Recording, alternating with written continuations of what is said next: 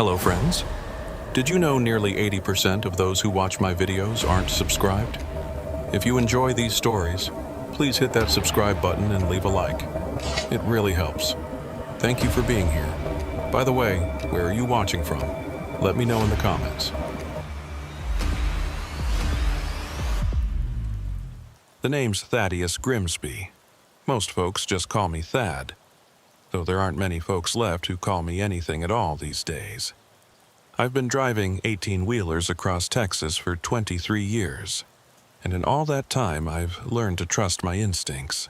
That tightness you get in your chest when something's off, the way your hands grip the wheel just a little harder when you sense danger ahead, those feelings have kept me alive more times than I care to count. But on that particular night in late October, driving through the empty stretch of Highway 287 between Amarillo and Fort Worth, my instincts failed me completely. I should start by saying that I'm not the kind of driver who scares easily. I've hauled everything from livestock to hazardous materials through ice storms, dust devils, and floods that turned highways into rivers. I've driven through neighborhoods where you don't stop at red lights after dark, and I've parked in truck stops where you sleep with one eye open and your doors locked tight. The road doesn't frighten me. People don't frighten me. At least, they didn't used to. It was a Wednesday night, or maybe it had already rolled over into Thursday morning. Time gets slippery when you're pushing through your second consecutive night run.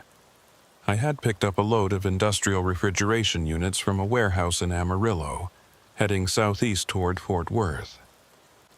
The delivery wasn't due until Friday morning, but I like to stay ahead of schedule. Give yourself buffer time, and you won't have to explain to dispatch why you're late. That's always been my philosophy. The stretch of 287 between Childress and Vernon is about as desolate as Texas highways get. During the day, you might see the occasional ranch truck or farmer heading to town, but at night, it's just you, the road, and miles of darkness on either side. No streetlights, no buildings, just fence posts and mesquite trees that look like twisted hands reaching up from the earth. The only light comes from your headlights cutting through the dark and maybe the distant glow of a farmhouse sitting way back from the road. I had my CB radio on, scanning through channels more out of habit than necessity. Most truckers these days use their phones or company dispatch systems, but I'm old school. I like the crackle of the CB, the occasional voice cutting through the static to warn about speed traps or weather ahead. That night, though, the channels were dead quiet, not even the usual lonely trucker trying to stay awake with mindless chatter. The dashboard clock showed 2:47 a.m. when I first saw the headlights in my mirror. They appeared suddenly, like whoever was driving had just crested a hill behind me, though I knew the road had been flat for the last 10 miles. The lights were weaving slightly, not dramatically, just enough to catch my attention. My first thought was drunk driver. You see plenty of those on rural Texas highways, especially in the small hours when folks figure the cops are asleep. I eased off the accelerator slightly, letting my speed drop from 70 to about 65. Usually, when someone's coming up fast behind you, they'll pass and be on their way. But these headlights maintained their distance, matching my speed perfectly. They stayed about 3 truck lengths back, close enough that I could see them clearly in my mirrors, but not so close as to be immediately threatening. After a few minutes of this, I pressed the accelerator again, bringing my speed back up to 70, then 75. The headlights behind me sped up too, maintaining that exact same distance. When I slowed down to 60, they slowed down too. It was like they were attached to my trailer by an invisible rope. Now, I've been followed before. Sometimes it's kids playing stupid games. Sometimes it's someone who's nervous about driving at night and using your taillights as a guide. But this felt different. There was something deliberate about it, something calculated. The precision of their distance keeping set my teeth on edge. I grabbed my CB microphone. "Breaker, breaker, this is southbound on 287, about 15 miles north of Vernon. Anyone else out here tonight? Anyone copying this? Got someone riding my tail pretty steady here. More static. The headlights behind me suddenly flashed bright, then dim, then bright again. Not like they were signaling. More like the driver was playing with the switch. Then they swerved hard to the left, crossing into the oncoming lane. My first thought was they were finally going to pass, but instead of accelerating, they just drifted there, keeping pace with me in the wrong lane. There was no oncoming traffic. Hadn't seen another vehicle for at least 20 minutes, but watching those headlights cruise along in the opposite lane made my skin crawl. What kind of person does that? What were they trying to accomplish? After about 30 seconds, they swerved back behind me, resuming their position 3 truck lengths back. Then they did it again, this time drifting into the right shoulder, their passenger side tires kicking up dust and gravel that I could see in the red glow of my taillights. Back behind me. Then to the left lane again, then the shoulder. It was like they were tracing figure 8s behind my truck. I've dealt with aggressive drivers before, but this wasn't road rage. This was something else. Something planned. That's when I saw the second set of headlights ahead. At first, it looked like a vehicle had broken down on the shoulder about a half-mile up. I could see the hazard lights blinking in a steady rhythm. As I got closer, I could make out the shape of what looked like a sedan, maybe a Toyota or Honda, sitting at an odd angle with its front end partially in the roadway. The hood was up, and I could see someone standing beside it, waving their arms. My instinct was to move into the left lane to give them room, maybe even stop to help. That's what you do out here in the middle of nowhere. You help people who are stranded because you'd want someone to do the same for you. But the vehicle behind me had shifted my entire mental state. Every nerve in my body was firing, telling me something was wrong with this picture. As I approached the broken-down car, my headlights illuminated the person waving. It was a woman, looked to be in her 30s, wearing jeans and a dark jacket. Her hair was long and dark, whipping around in the wind. She was waving frantically, desperately, like someone whose life depended on getting help, but there was something about her movements that seemed rehearsed, too dramatic, like an actor overselling their role in a community theater production. The car behind me suddenly accelerated, pulling alongside my cab in the left lane. It was an older model pickup truck, dark-colored, maybe blue or black, hard to tell in the darkness. I couldn't see the driver clearly, just a shadow behind the wheel. They weren't trying to pass, they were boxing me in, keeping me from being able to swerve left around the woman and her car. Everything crystallized in that moment. This was a trap. I had maybe 3 seconds to make a decision. The woman was still waving, stepping further into the roadway. The pickup truck beside me was matching my speed exactly, preventing me from moving left. The shoulder on the right was narrow, bordered by a drainage ditch that would absolutely flip my truck if I tried to use it. I did the only thing I could think of. I laid on the horn and maintained my speed. The woman jumped back at the last second, and I mean the absolute last second. My passenger side mirror missed her by inches. As I passed, I got a clear look at her face in my headlights, and what I saw there wasn't fear or surprise. It was anger, pure, undiluted fury at the fact that I hadn't stopped. The pickup truck that had been pacing me suddenly hit the brakes, falling back rapidly. In my mirrors, I could see it pulling over near the supposedly broken-down sedan. 2 more figures emerged from the darkness near the car. They must have been crouched behind it, waiting. One of them was carrying something long, maybe a tire iron or a baseball bat. My hands were shaking as I grabbed the CB again. Anyone out there? Anyone at all? Just had an attempted, I don't even know what to call it. Ambush? 3 or 4 people trying to get me to stop on 287 north of Vernon. This time, a voice crackled through. "That you, Thaddeus?" I didn't recognize the voice, but they knew my name. My actual name, not my handle. "Who is this?" I asked. "You should have stopped, Thaddeus. Would have been easier for everyone." The voice was calm, almost conversational. Male, with a slight Texas drawl, but not thick enough to place geographically. Could have been from anywhere in the state. "How do you know my name?" I demanded. "We know a lot of things, friend. Your route, your schedule, what you're hauling. Those refrigeration units are worth good money. But don't worry. We'll catch up with you soon enough. Maybe tomorrow night, maybe next week. We're patient people." I switched off the CB and pushed the accelerator to the floor. My truck could do 90 on a straight stretch if I pushed it, though the whole rig would shake like it was about to come apart. I didn't care. I needed to get to Vernon, needed to get around other people, needed to get off this damned highway. But they were right about one thing. They knew my route. See, the thing about hauling regular freight on regular schedules is that you become predictable. I ran this same route twice a month, had been for the past 3 years. Same pickup locations, same delivery points, same highways, often at the same times.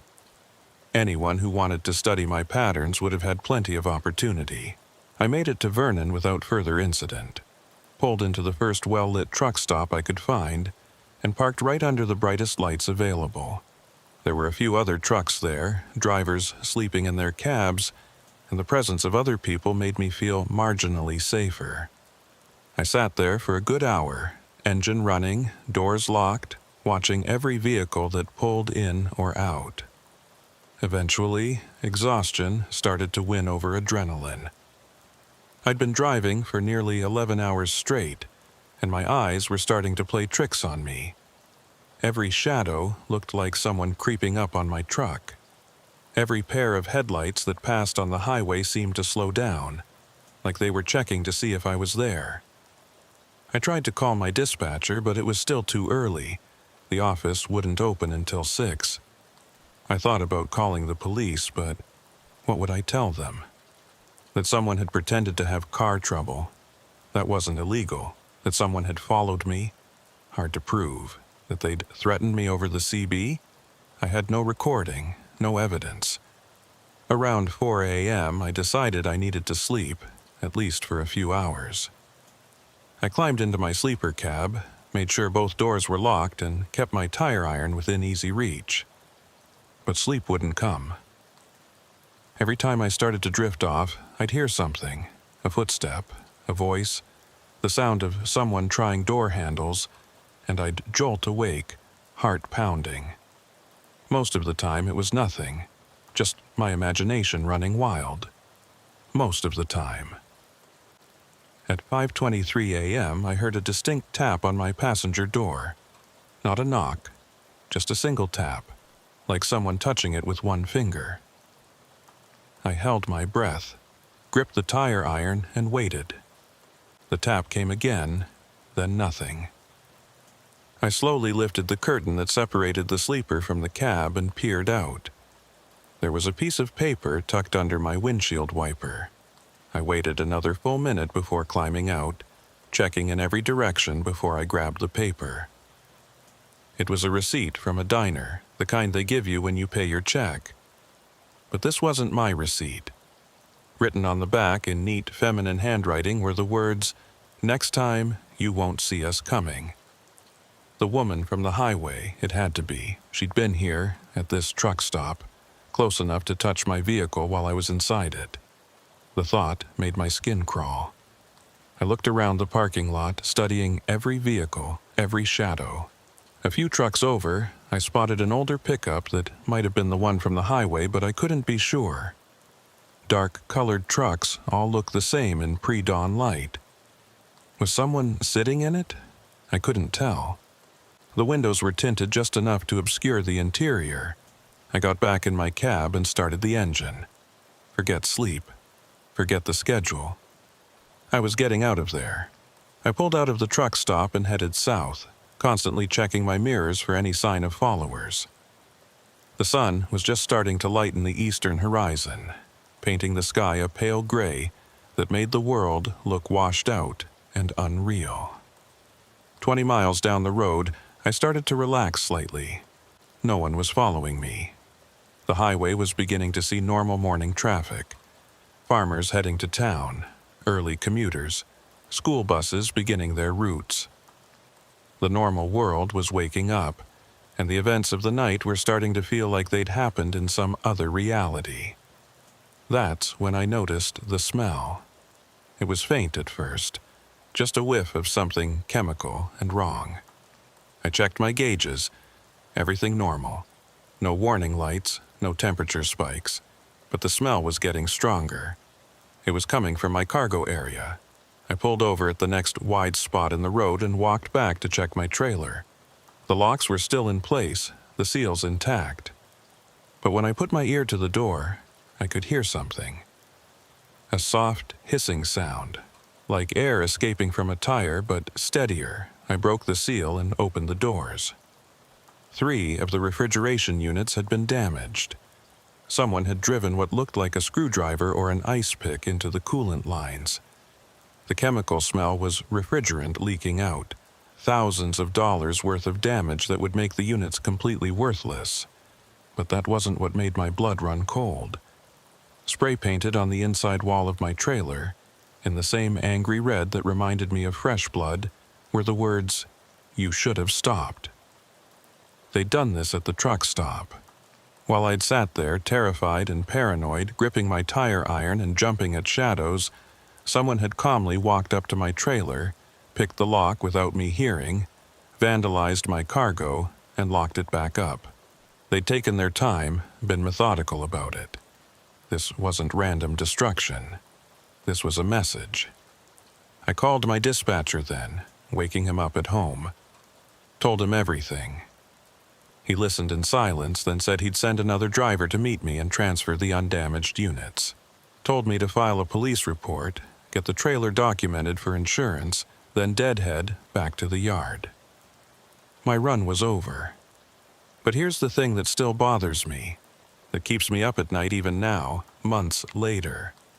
They could have robbed me. Those refrigeration units were worth serious money, and they'd clearly had the opportunity. They could have hurt me. I'd been completely vulnerable in that sleeper cab. They could have done any number of things, but they didn't. They just wanted me to know that they could. I filed the police report in Vernon. The officer, a tired-looking man in his 50s, took my statement with the kind of detached professionalism that suggested he'd heard stories like this before. He said they'd had reports of similar incidents, trucks being followed, fake breakdowns used as bait, but no one had been hurt yet. Yet. He emphasized that word like it was just a matter of time. These people, he said, they're not exactly amateurs. They scout their targets, learn their routines, figure out who's worth hitting and who's not. The fact that they let you go means one of two things. Either you spooked them somehow, or they were just practicing. Practicing? I asked. Testing their method. Seeing how truckers react, learning what works and what doesn't. He closed his notebook. You were smart not to stop. We found a driver last month about 60 miles from here. He'd stopped for what he thought was an accident. They beat him pretty bad, took his truck, his cargo, everything. He's lucky to be alive. The guilt of survival settled on my shoulders like a lead blanket. I'd gotten away, but how many others wouldn't be so lucky? He gave me his card, told me to call if I remembered any other details or if anything else happened. But we both knew the truth. There wasn't much the police could do. The highway was too long, too empty, and these people were too smart to leave evidence that would hold up in court. The other driver arrived around noon. Tom had sent one of our most experienced guys, a grizzled veteran named Earl, who'd been driving since before I was born. He took one look at the damage in my trailer and whistled low. Damn, Thad, you really pissed somebody off. We transferred the undamaged units in silence. Earl didn't ask questions, didn't offer theories. He'd been around long enough to know that sometimes the less you knew, the better off you were. When we finished, he clapped me on the shoulder. "Get yourself home," he said. "And maybe think about finding a different line of work."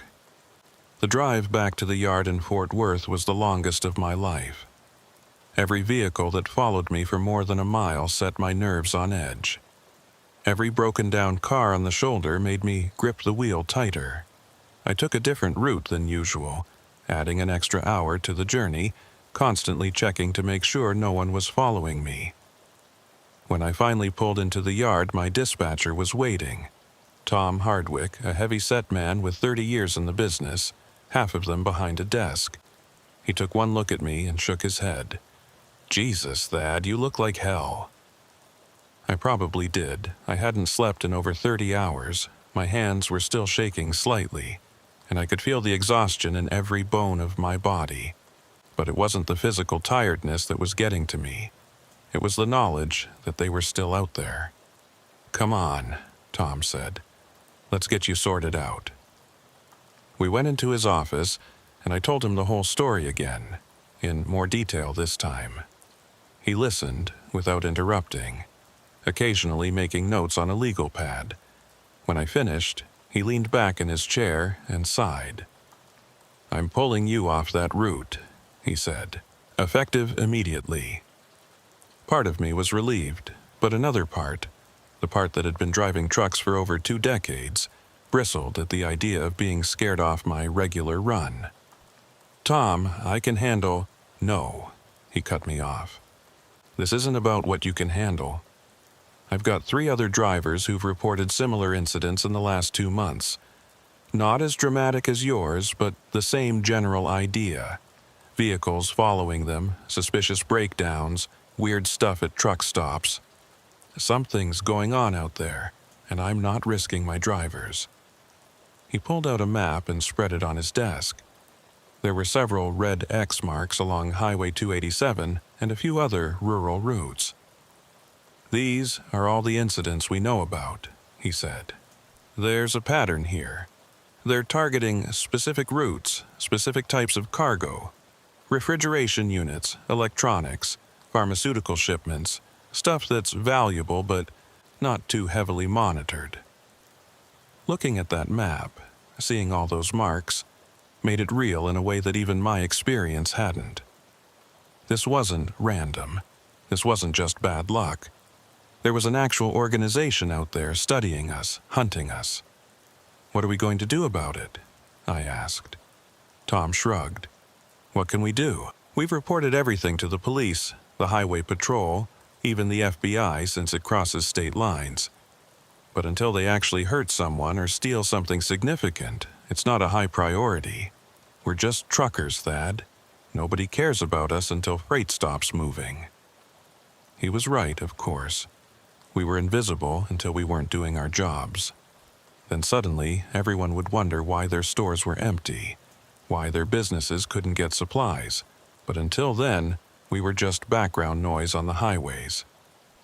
"Take a few days off," Tom said. "Get some rest. When you come back, I've got some local runs for you. Day shifts only, well-traveled routes, nothing rural, nothing isolated." I wanted to argue, to insist that I wasn't going to let some criminals dictate where and when I could drive. But the truth was, I was relieved. The thought of driving that stretch of 287 again, especially at night, made my stomach clench. I went home to my small apartment in Fort Worth, double-locked the door, and collapsed into bed. But sleep didn't come easily. Every time I closed my eyes, I saw that woman's face in my headlights, twisted with rage. I heard that voice on the CB, calm and threatening. I felt that single tap on my truck door. Around midnight, my phone rang. Unknown number, but local area code. Against my better judgment, I answered. "Hello, Thaddeus." It was the same voice from the CB. My blood turned to ice water. "How did you get this number?" I managed to ask. "Like I said, we know things. Just calling to make sure you're okay. That was quite a scare you had last night." What do you want? There was a pause, then a soft chuckle. Nothing from you anymore. You're off that route, right? Smart move. But there are other drivers, Thaddeus. Younger ones. Eager ones. They don't know what we know, do they? Leave them alone, I said, trying to keep my voice steady. That's not how this works. This is business, nothing personal. You were smart, you survived. Not everyone will be so lucky. The line went dead. I sat there in the darkness of my apartment, phone still pressed to my ear, listening to the silence. They knew where I lived. They knew my phone number. They knew everything about me, and there was nothing I could do about it. The next morning, I called Tom and told him about the phone call. He was quiet for a long moment, then said he'd notify the police and put out a warning to all our drivers. But we both knew it wouldn't be enough. These people were professionals.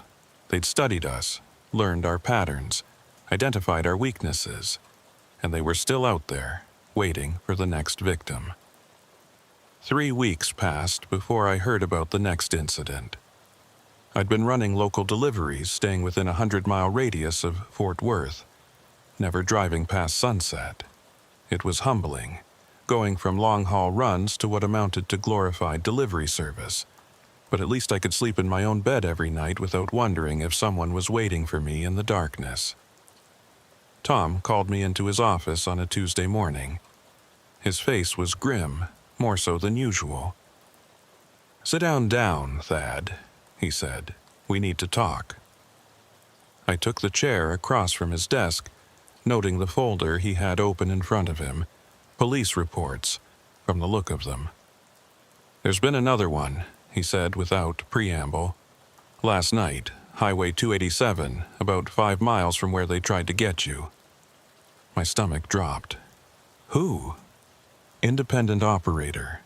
Guy named Cordelia Thorne's husband. She's the one who found him." "Found him?" The way Tom said it made my blood run cold. "He's alive, but barely. They worked him over pretty good. Broke his jaw, 3 ribs, ruptured his spleen. He's in intensive care at Harris Methodist." I sat back in my chair, feeling sick. Same people? Has to be. Same setup. Fake breakdown, woman flagging him down. Only this time, when he stopped, they didn't just rob him. They made an example of him. Tom slid a photograph across the desk. It was taken inside a trailer and spray-painted on the wall in that same angry red were the words, "Thaddeus Grimsby should have warned you." My name. They'd used my name. "The police want to talk to you," Tom said. "And, Thad, there's something else." He pulled out another paper, a printout from some kind of forum or message board. "One of our other drivers found this online. It's a truckers' forum, the kind where guys share route information and warnings. Look at this post." The post was dated 3 days after my incident. The username was Luella B979, and the message was simple. "Looking for Thaddeus Grimsby. He knows what he did. If anyone knows his current routes or how to reach him, there's money in it for you. Serious inquiries only." Luella. The woman from the highway had a name now. "There are dozens of replies," Tom continued. "People asking what you did, offering information. Someone even posted a picture of your truck from a truck stop in Weatherford." "Jesus," I muttered. "They're hunting me." "Not just you. Look at this." He showed me another printout. This one from a different forum. The poster was JCreed88, and the message was longer. "Attention all drivers on Texas rural roads. We're looking for specific cargo and specific drivers. Those who cooperate will be compensated. Those who don't, well, Thaddeus Grimsby thought he was smart. Ask around about what happened to the last driver who didn't stop. This is business, not personal. Make the smart choice. Josiah Creed, another name to go with the voices and shadows." The FBI is involved now, Tom said. This is organized crime, interstate commerce, the whole deal. They want to put you in protective custody. Protective custody? I laughed, but there was no humor in it. For how long? Forever?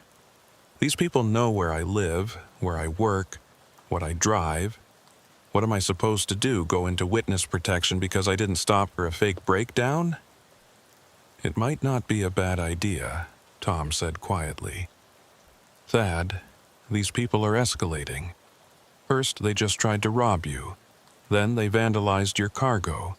Now they're putting people in the hospital and using your name to do it. What do you think comes next? I knew what came next. We both did. That afternoon, I met with 2 FBI agents at a small office building downtown. Agent Martinez was young, probably fresh out of Quantico, with the kind of eager intensity that hadn't been worn down by years of bureaucracy yet. Agent Holbrook was older, weathered, with eyes that had seen too much. Mr. Grimsby, Holbrook began, we've been tracking this group for about 8 months now. What you've told us, combined with other incidents, has given us a much clearer picture of their operation. He spread out a map similar to the one Tom had shown me, but with many more marks. Red X's for confirmed incidents, blue circles for suspected ones, yellow triangles for near misses. We believe we're dealing with a crew of at least 6 individuals, possibly more. They're well organized, well informed, and getting bolder with each successful score. Successful? I asked.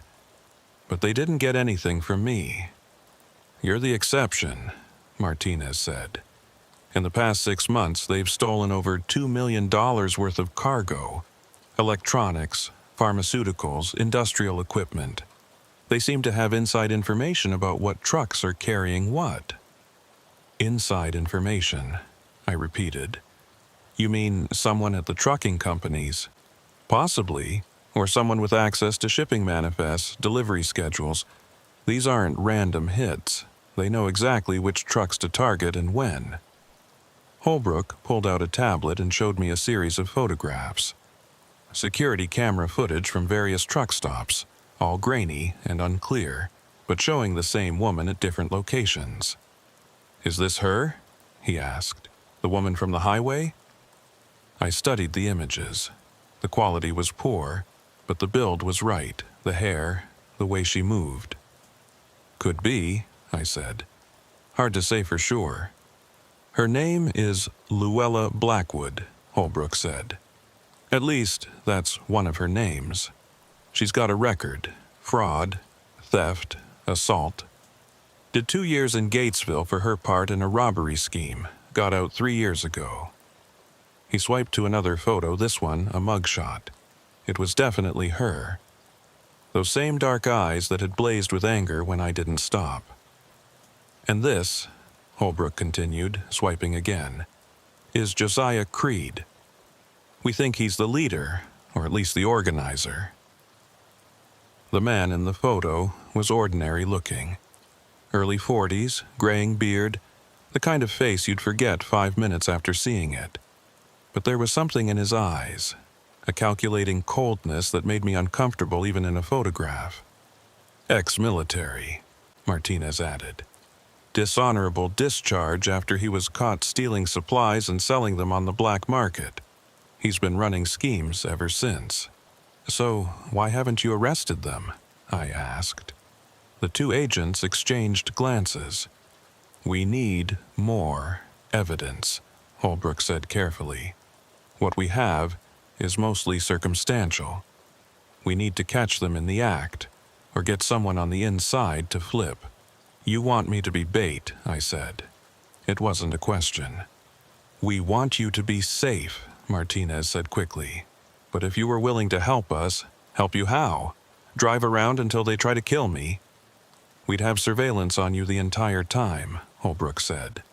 Multiple units, air support if necessary. The moment they make a move, we'd be there. I thought about the driver in the hospital, his jaw wired shut, machines keeping him breathing. I thought about my name painted in that trailer, a message, and a threat. I need to think about it, I said.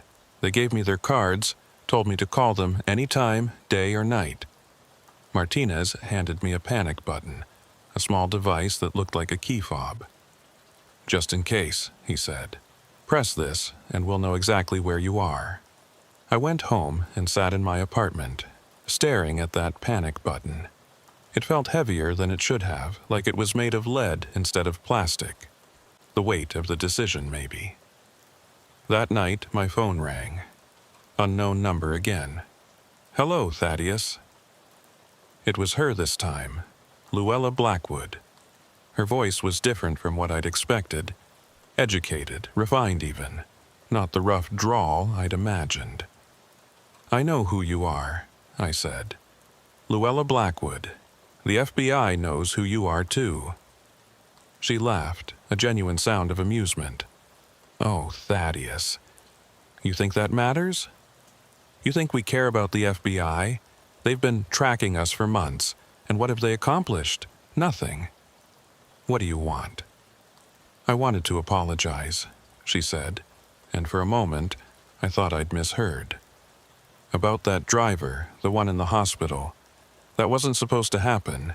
Josiah got carried away. We're not usually so crude. You're apologizing for putting a man in the ICU? I'm explaining that it wasn't personal. Just like with you. This is business, Thaddeus, supply and demand. We supply what people demand, and right now, there's a high demand for what you truckers are carrying. You're thieves, I said. Criminals. We're entrepreneurs, she corrected. And we're very good at what we do. But you've complicated things. You've drawn attention we don't want. The FBI is one thing, but now, other drivers are getting paranoid, changing routes, adding security. You're costing us money. Good. No, not good. Not good for anyone. Because when we lose money, we have to make it up somewhere else. And that means taking bigger risks, being less gentle. The threat was clear. So, what do you want from me? I asked. I want you to go back to your regular route. Same schedule, same cargo, business as usual. You want me to be a sitting duck. I want you to be smart. You do your job, we'll do ours, and everyone goes home safe. Keep hiding, keep running, and more people are going to get hurt. People who don't have FBI agents watching their backs. If I go back to my route, you'll try to rob me. No, she said. You've made your point. You're too high profile now, too risky. We'll leave you alone. Professional courtesy. But we need things to go back to normal. We need the other drivers to stop being so paranoid. I didn't believe her for a second, but I played along. And if I don't? Then that driver in the hospital, he'll have company, lots of company. And every one of them will know that Thaddeus Grimsby could have prevented it. The line went dead. I called Agent Holbrook immediately, told him about the conversation. Within an hour, he and Martinez were at my apartment. This is perfect, Martinez said, excited. She's made contact, made threats. We can trace the call, get warrants. The call was from a burner phone. Holbrook interrupted, looking at his phone. Already dead, but this is still good. She's getting desperate, making mistakes. She didn't sound desperate, I said. She sounded very much in control. That's what she wants you to think. But the fact that she called you directly, that's panic. She's trying to regain control of the situation. So, what do we do? I asked. We give her what she wants, Holbrook said. You go back to your regular route, but this time we'll be ready. They spent the next hour outlining their plan. Hidden cameras in my truck, GPS trackers, unmarked cars following at a distance. They'd even have a helicopter on standby. It sounded thorough, professional. It also sounded like using me as bait, despite their earlier denials. What about the other drivers? I asked. She threatened them. We're notifying all the major trucking companies. Martinez said. Increased security, route changes, the works. But honestly, Mr. Grimsby, the best way to protect everyone is to catch these people. I agreed to think about it, and they left. But I'd already made up my mind.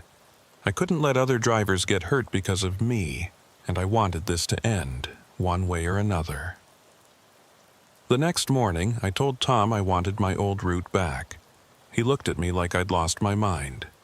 Absolutely not. Are you insane?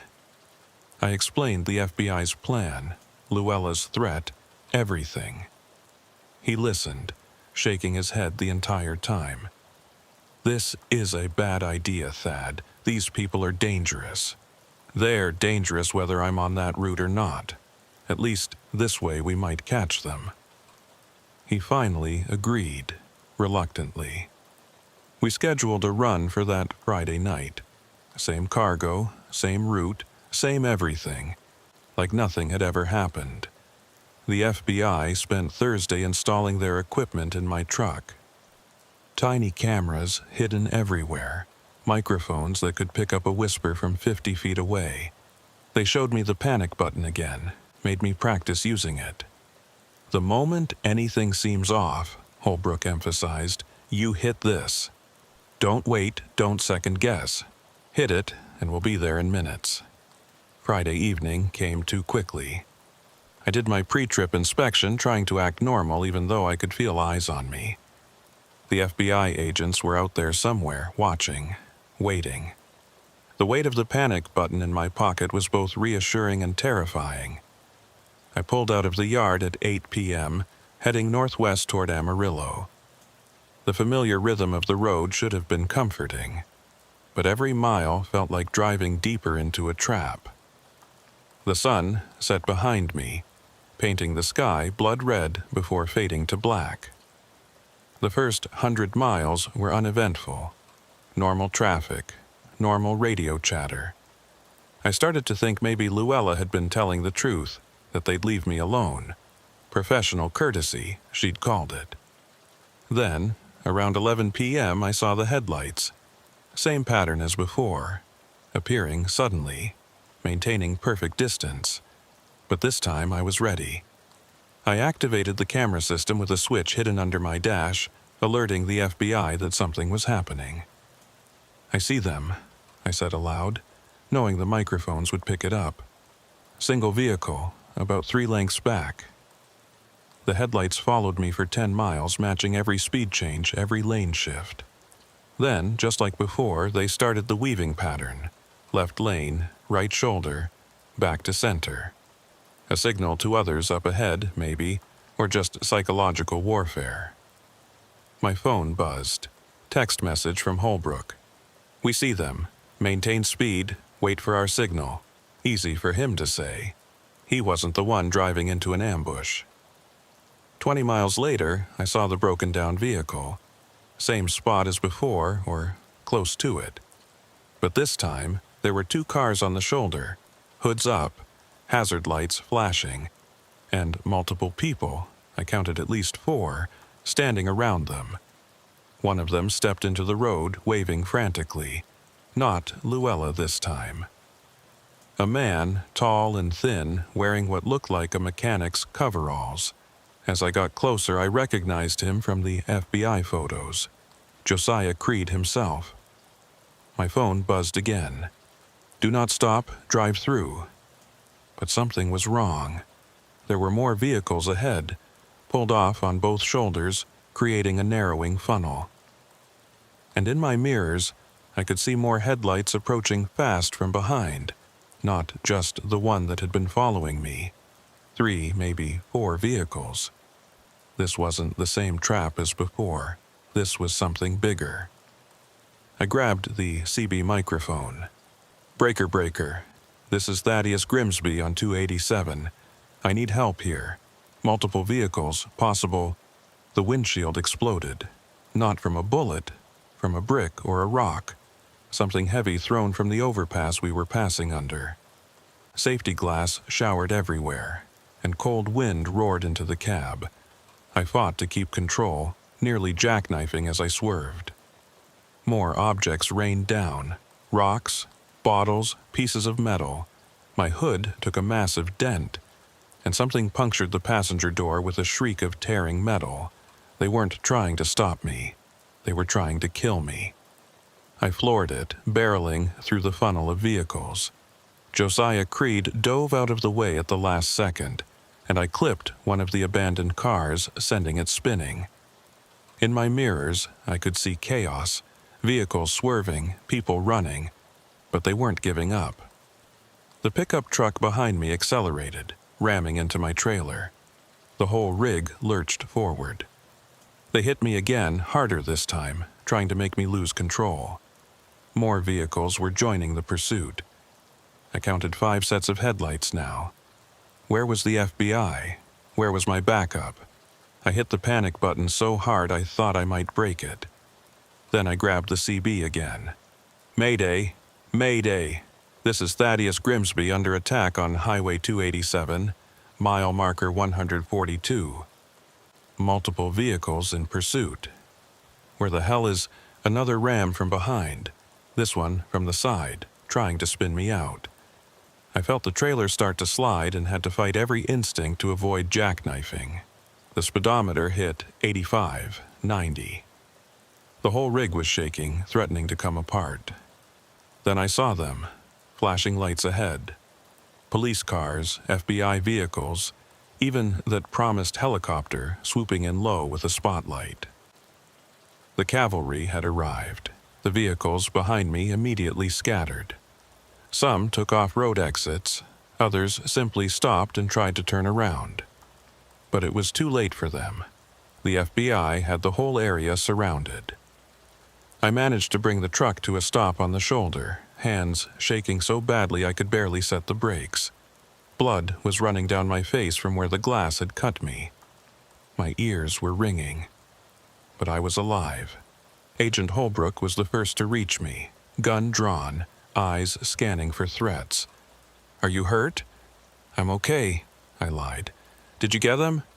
"We got some of them," he said.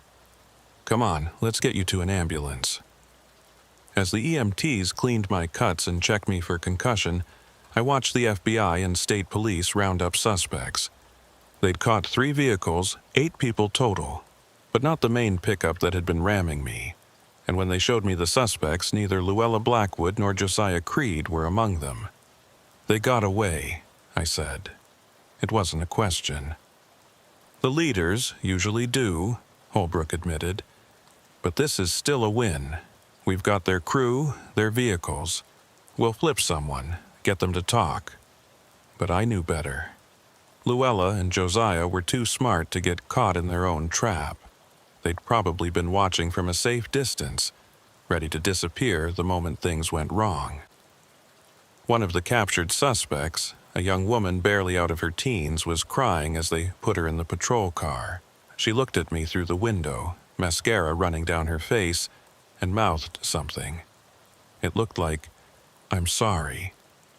I thought about Cordelia Thorne, finding her husband beaten half to death. I thought about all the drivers who'd been robbed, traumatized, hurt. And I thought about how this young woman had made her choice, just like I'd made mine that night when I didn't stop. The FBI kept me at the scene for 3 hours, taking statements, documenting evidence. They found weapons in the captured vehicles, tire irons, baseball bats, even a few guns. They also found lists of trucking companies, driver names, route information. It was an entire criminal database. My name was circled in red on every list. "You're going to need protection," Holbrook said. "Real protection this time. Safe house, new identity, the works. Luella and Josiah are still out there, and now they know you helped us." "No," I said. "I'm done running. I'm done hiding. Mr. Grimsby, I'm retiring," I said. 23 years is enough. I'm selling my truck, getting out of the business. Let them come after a nobody instead of a trucker. See how far that gets them."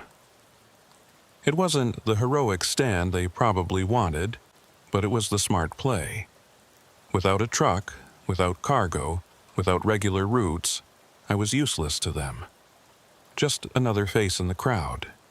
Tom understood when I told him. He'd already started the paperwork for my exit by the time I got back to the yard.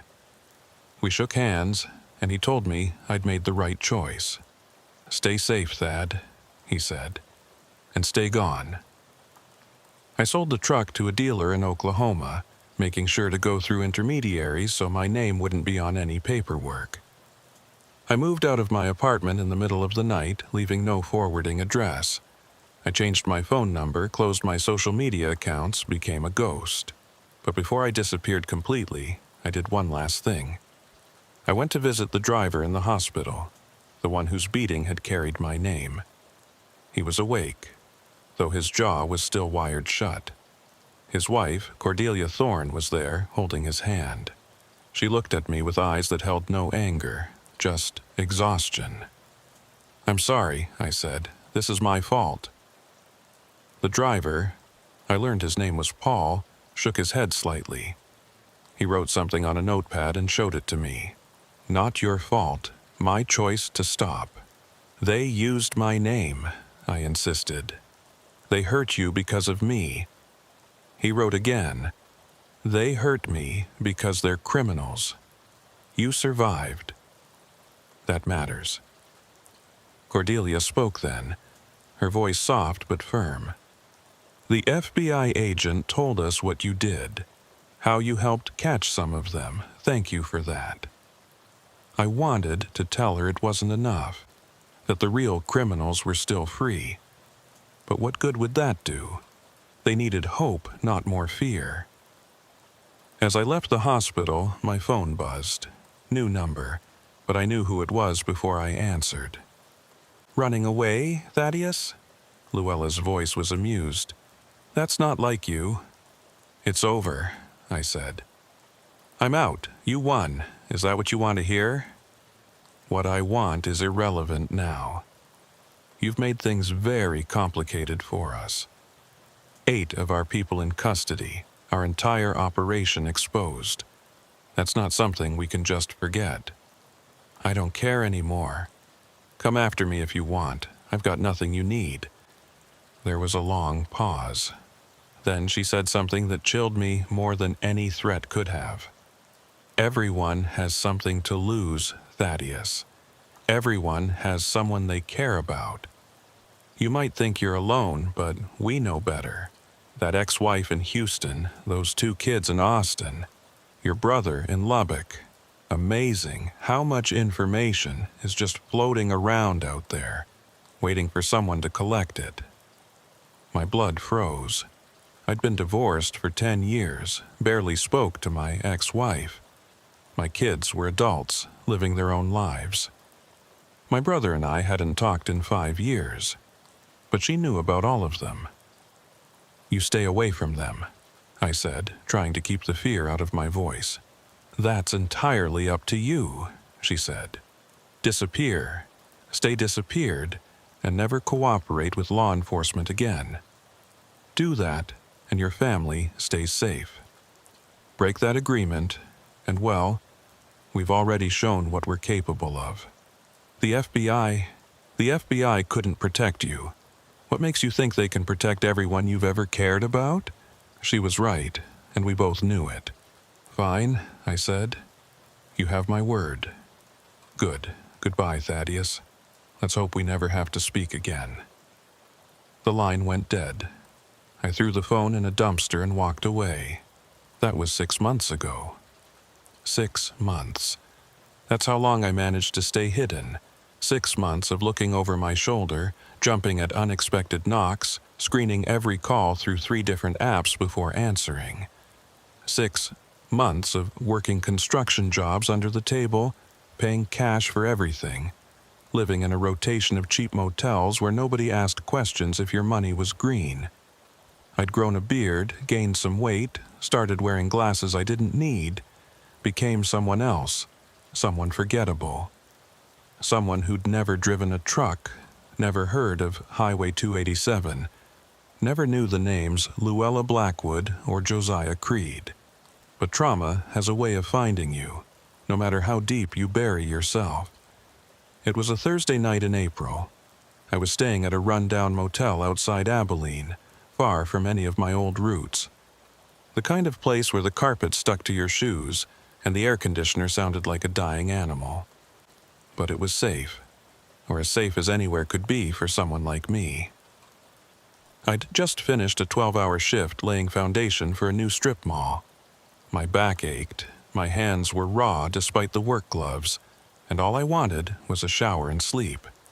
But when I pushed open the door to my room, I knew immediately something was wrong. The air was different, colder, and there was a smell. Cigarette smoke, fresh, though I hadn't smoked in months. She was sitting in the chair by the window, silhouetted against the yellowed curtains. Luella Blackwood. She'd cut her hair short, dyed it blonde, but I knew her instantly. You don't forget the face of someone who's tried to destroy your life. "Hello, Thaddeus," she said, taking a long drag from her cigarette.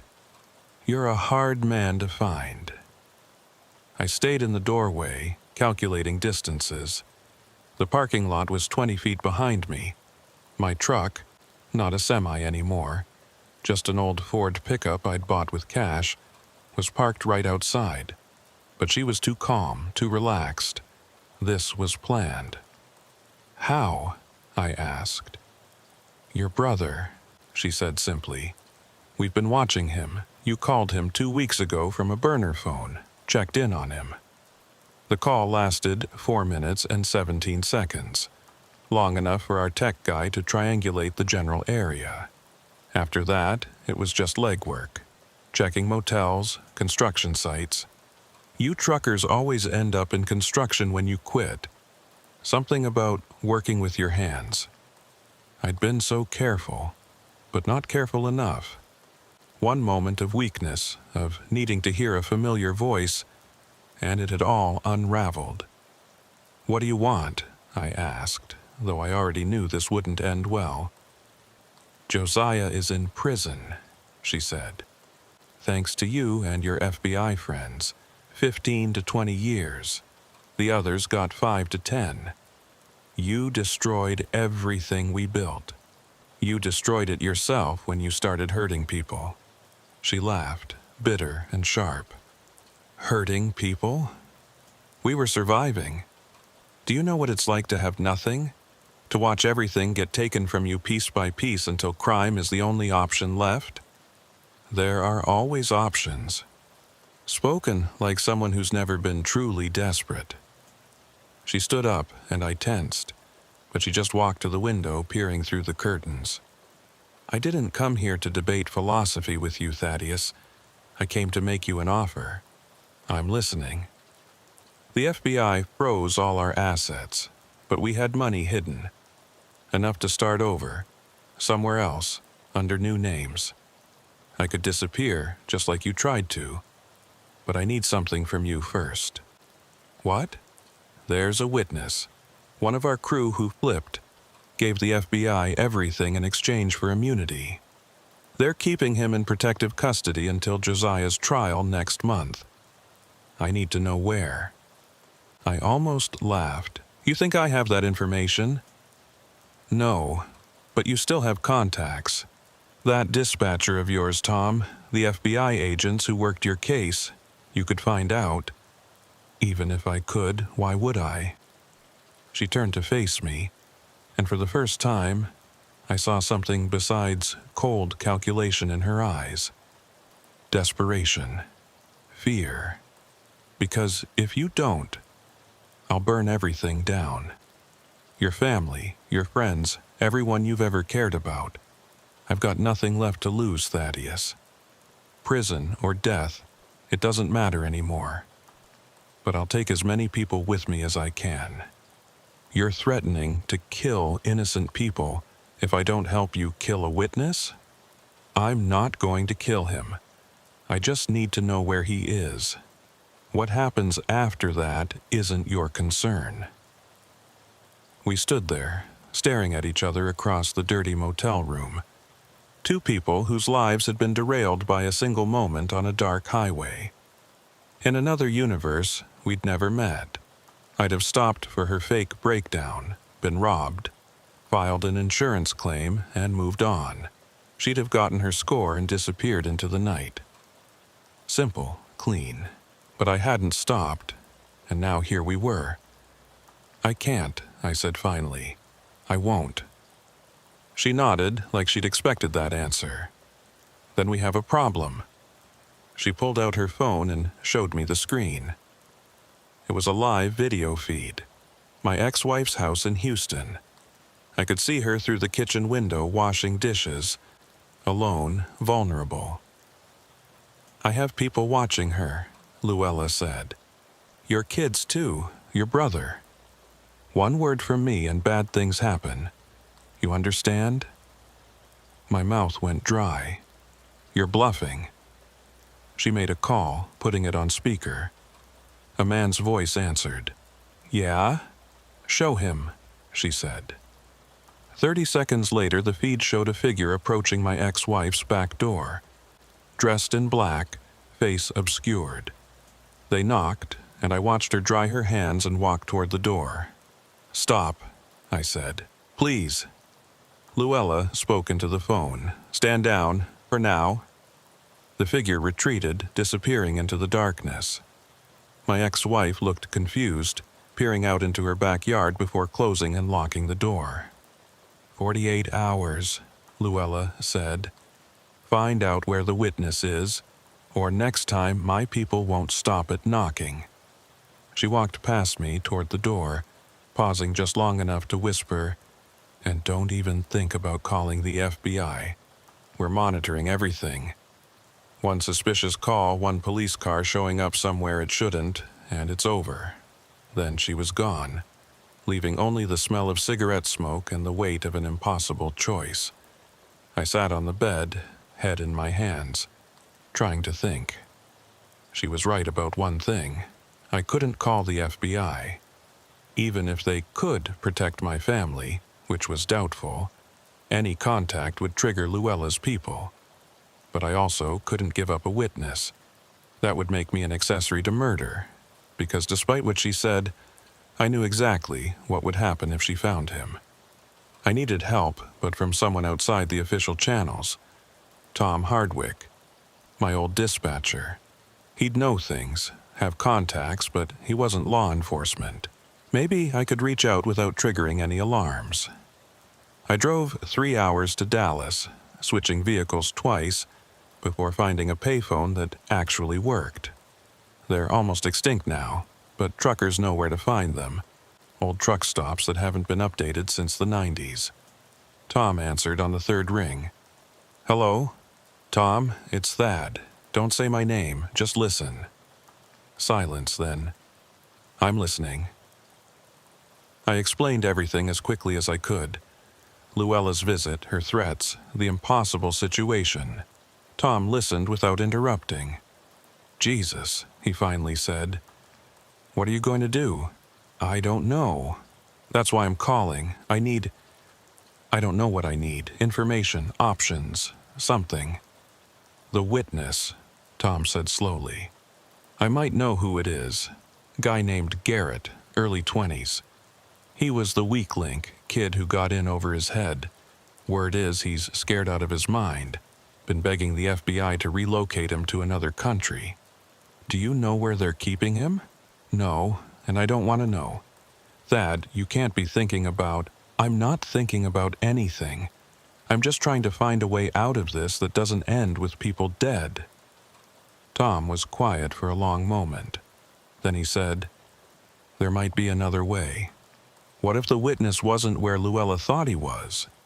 What if you gave her bad information? She'd know eventually, and then my family, not if she was arrested first. Look, I still have contacts at the FBI. What if we set up a sting? You give her a fake location, FBI is waiting, they grab her?" It was risky, but it was better than any plan I had. "Make the call," I said. "But Tom, be careful. She's got people everywhere." I gave him the motel's phone number and hung up. Then I drove back, taking an even more circuitous route. If Luella had people watching me, I wanted them dizzy from trying to follow. Tom called back 6 hours later. "It's set. Agent Holbrook remembers you. He's interested. But Thad, they want something in return." "What?" "Your testimony. Full cooperation. Everything you know about Luella and her operation." That would put an even bigger target on my back. Holbrook says they can protect you. Real witness protection this time. New identity, new life, completely off the grid. I thought about my current life. Motel rooms, cash jobs, constant fear. Was witness protection really any worse? "Fine," I said.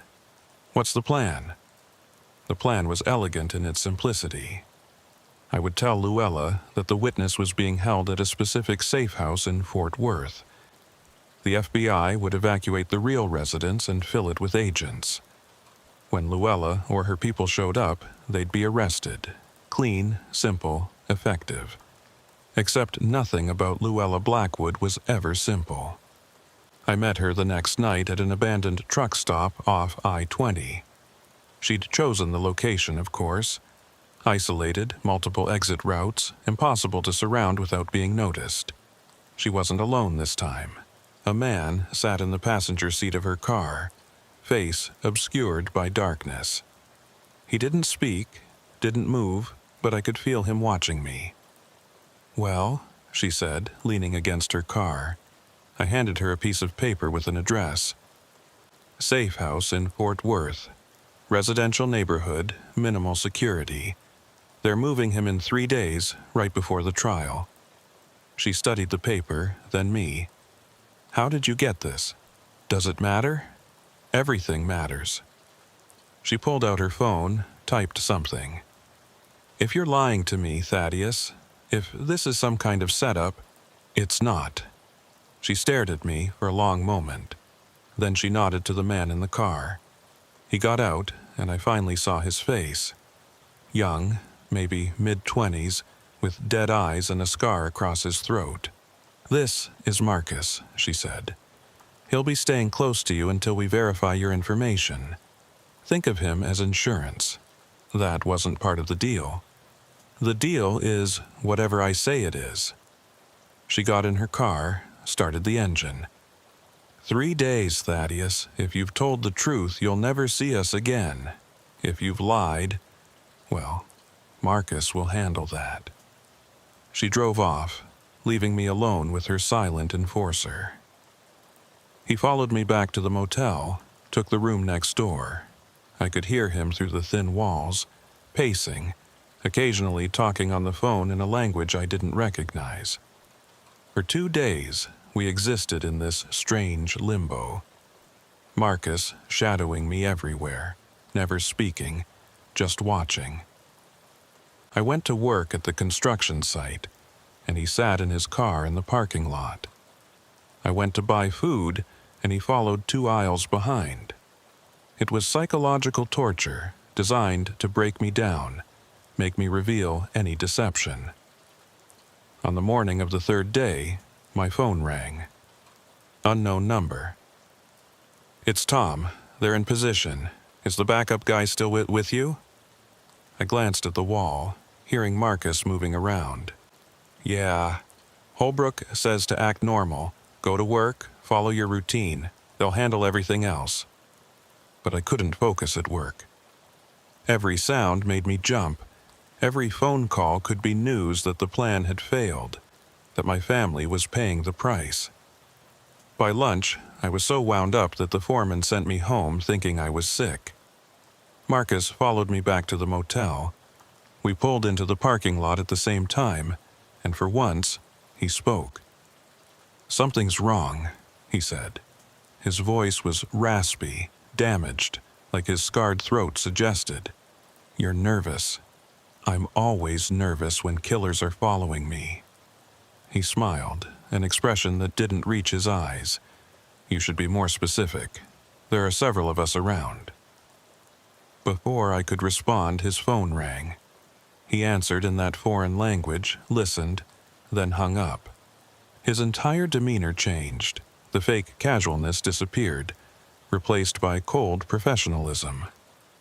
"Get in your room," he ordered. "Lock the door. Don't come out." "What's happening?" "Just do it." I did as he said, but immediately went to the window, peering through a gap in the curtains. Marcus was standing by his car, gun drawn, scanning the parking lot. Then I saw them. Black SUVs rolling in from both entrances, boxing us in. The FBI. But too early. The plan was to wait until Luella showed up at the safe house. Why were they here? Marcus saw them too. He turned toward my room, raised his gun, and I dove for the floor just as the window exploded. The bullet punched through the wall inches from where I'd been standing. "Federal agents, drop your weapon!" Marcus didn't drop it. He opened fire on the SUVs, and suddenly the parking lot became a war zone.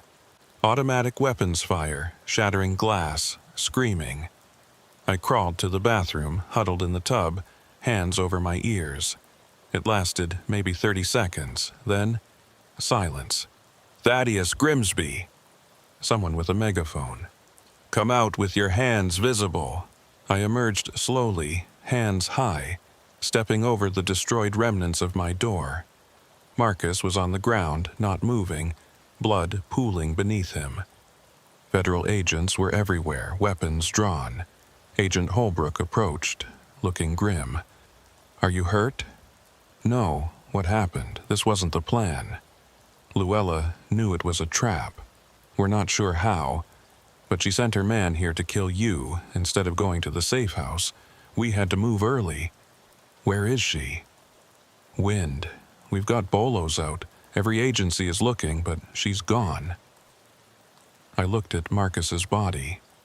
So young, and now dead because of choices that started on a dark highway months ago.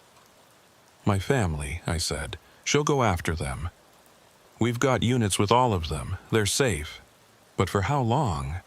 Luella was smart, resourceful, and now desperate. She'd already proven she could find me once. She'd do it again. "I need that witness protection now," I said. "It's already arranged. We'll move you tonight." They took me to a federal building in Dallas, processed paperwork for my new identity. I became David Thornton, originally from Ohio, no family, no connections to Texas or trucking. They gave me a backstory, a fake employment history, even fake scars to explain away real ones. "You'll be relocated to Oregon," Holbrook explained. "Small town, quiet. You'll work at a hardware store we have an arrangement with.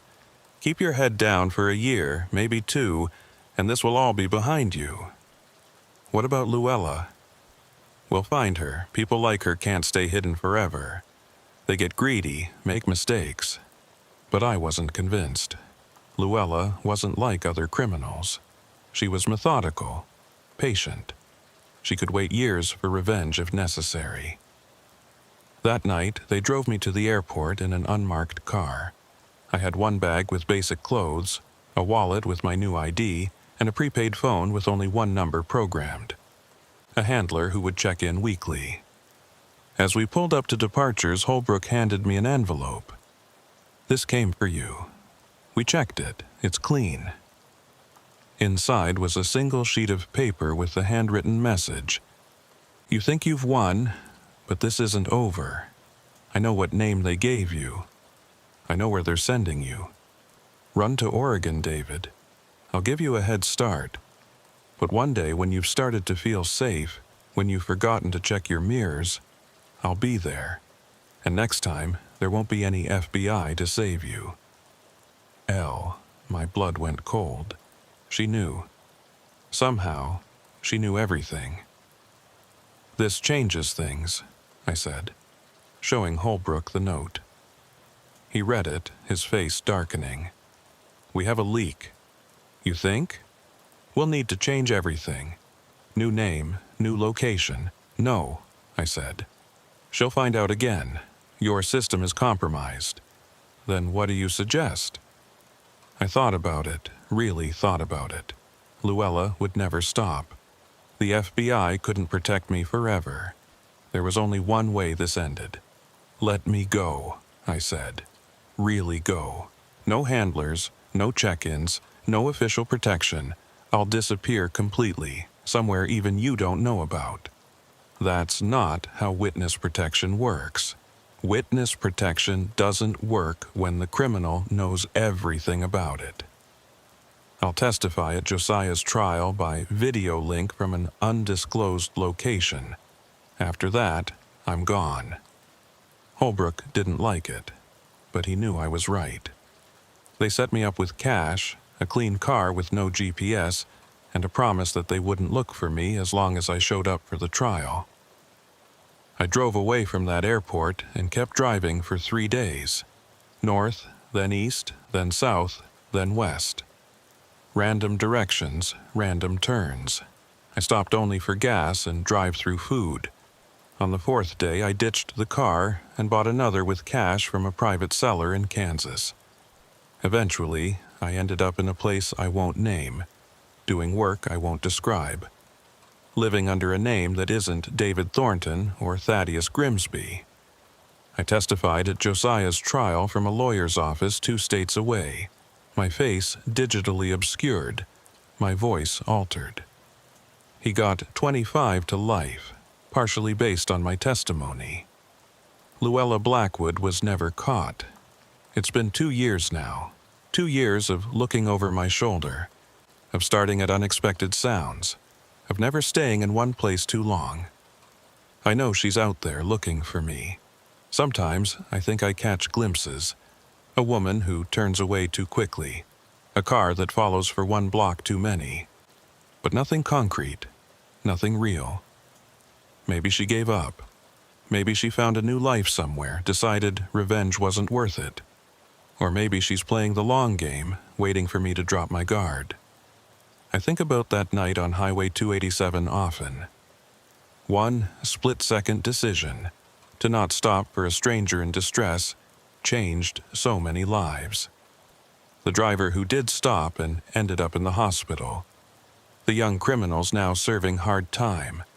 Marcus, dead in a motel parking lot. And Luella and me, both ghosts now, haunting each other from a distance. Tom sends me coded messages sometimes through an old truckers forum we both know. Little updates about the industry, about drivers we both knew. He told me that stretch of Highway 287 where it all happened is different now. They've installed lights, emergency call boxes, regular patrol cars. Truckers call it the safest stretch of rural highway in Texas. But we both know the truth. Safety is an illusion. There's always someone waiting in the darkness, planning their next move, looking for the next victim. The only real safety comes from being too difficult to target, too much trouble to be worth it, or from being invisible. I still dream about driving sometimes, the hum of the engine, the rhythm of the road, the solitude of the cab. It was a good life, until it wasn't. Now I have a different life, smaller, quieter, always looking over my shoulder. But I'm alive. My family is safe. And every day that passes without incident feels like a tiny victory. Last week I saw a news article online. Female fugitive arrested in connection with multi-state trucking robbery ring.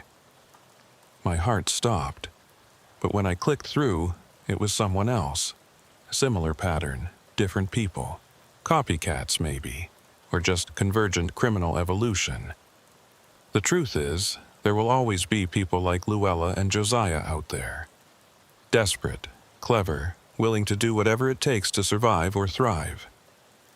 And there will always be truckers like I was, alone on dark highways, carrying valuable cargo, vulnerable to anyone with a plan and the will to execute it. The only difference is that now those truckers know to not stop. Word spread after what happened to me and the others. Don't stop for breakdowns on rural highways at night. Call it in, but keep rolling. It's harsh, maybe even cruel to the genuinely stranded, but it's survival. I sometimes wonder what became of Luella Blackwood. Did she find a new crew, a new highway, a new scheme? Did she go straight, use that intelligence for something legal? Or is she still out there planning her revenge, waiting for the perfect moment? I'll probably never know, and maybe that's the real punishment for both of us. She'll never get her revenge, and I'll never stop looking over my shoulder. We're both serving life sentences, just in different prisons. My phone buzzes. Unknown number. I never answer those anymore, but I always listen to the voicemails. This one is just breathing for a few seconds, then a woman's voice, soft and familiar. Still running, Thaddeus? Then nothing. I check the number. It's from area code 287. Texas. Could be coincidence. Could be her. Could be my imagination making connections that aren't there. I delete the message and keep walking. There's work tomorrow, bills to pay, a life to maintain, even if it's not the life I planned. The sun is setting, painting the sky the same color as that night on the highway. Somewhere out there, truckers are starting their night runs, checking their mirrors, wondering what waits for them in the darkness. I whisper a quiet prayer for them, then disappear into the crowd. Just another face among millions, invisible and safe. For now. My name is Ambrose Wickham, and I've been hauling freight across Texas for 17 years. In that time, I've learned that truck stops at night are their own kind of wilderness. They might look civilized with their bright lights and 24-hour diners, but darkness has a way of bringing out the predators. Most nights, nothing happens. You park, you sleep, you move on. But sometimes, in those dead hours between midnight and dawn, you realize you're not as alone as you thought. It was late September, one of those nights where the Texas heat still clung to everything like a wet blanket, even after the sun went down. I was hauling a load of electronics from a distribution center in Houston to a chain of stores in El Paso. High-value cargo, the kind that makes you nervous at every stop. The manifest showed 47 flat-screen TVs, 24 laptops, and enough smartphones to stock a small store. Street value somewhere north of $100,000. The kind of load that draws attention if the wrong people know about it. I'd been driving for 9 hours straight when I finally pulled into the Crossroads truck stop, about 60 miles east of Fort Stockton. It wasn't my first choice. I usually preferred the bigger, busier stops where there's safety in numbers. But my eyes were getting heavy. That dangerous heavy where you catch yourself drifting and jerking awake. And Crossroads was the closest option. The place was exactly what you'd expect from a secondary truck stop on a lonely stretch of I-10. Cracked asphalt lot big enough for maybe 30 trucks, a squat concrete building housing a diner that had seen better decades, and a few gas pumps that looked like they hadn't been updated since the Clinton administration. The whole place was lit by sodium lights that turned everything a sickly orange color and created more shadows than they eliminated. There were only 5 other trucks in the lot when I pulled in around 11:30 p.m. I chose a spot on the outer edge, back to the fence, where I could see anyone approaching from the front and sides. Old habit from years of hauling valuable cargo. Never park in the middle where you're surrounded. Always leave yourself an exit route. I did my usual walk-around inspection, checking the seal on my trailer, making sure the padlock was secure, looking for any signs of tampering. Everything looked good.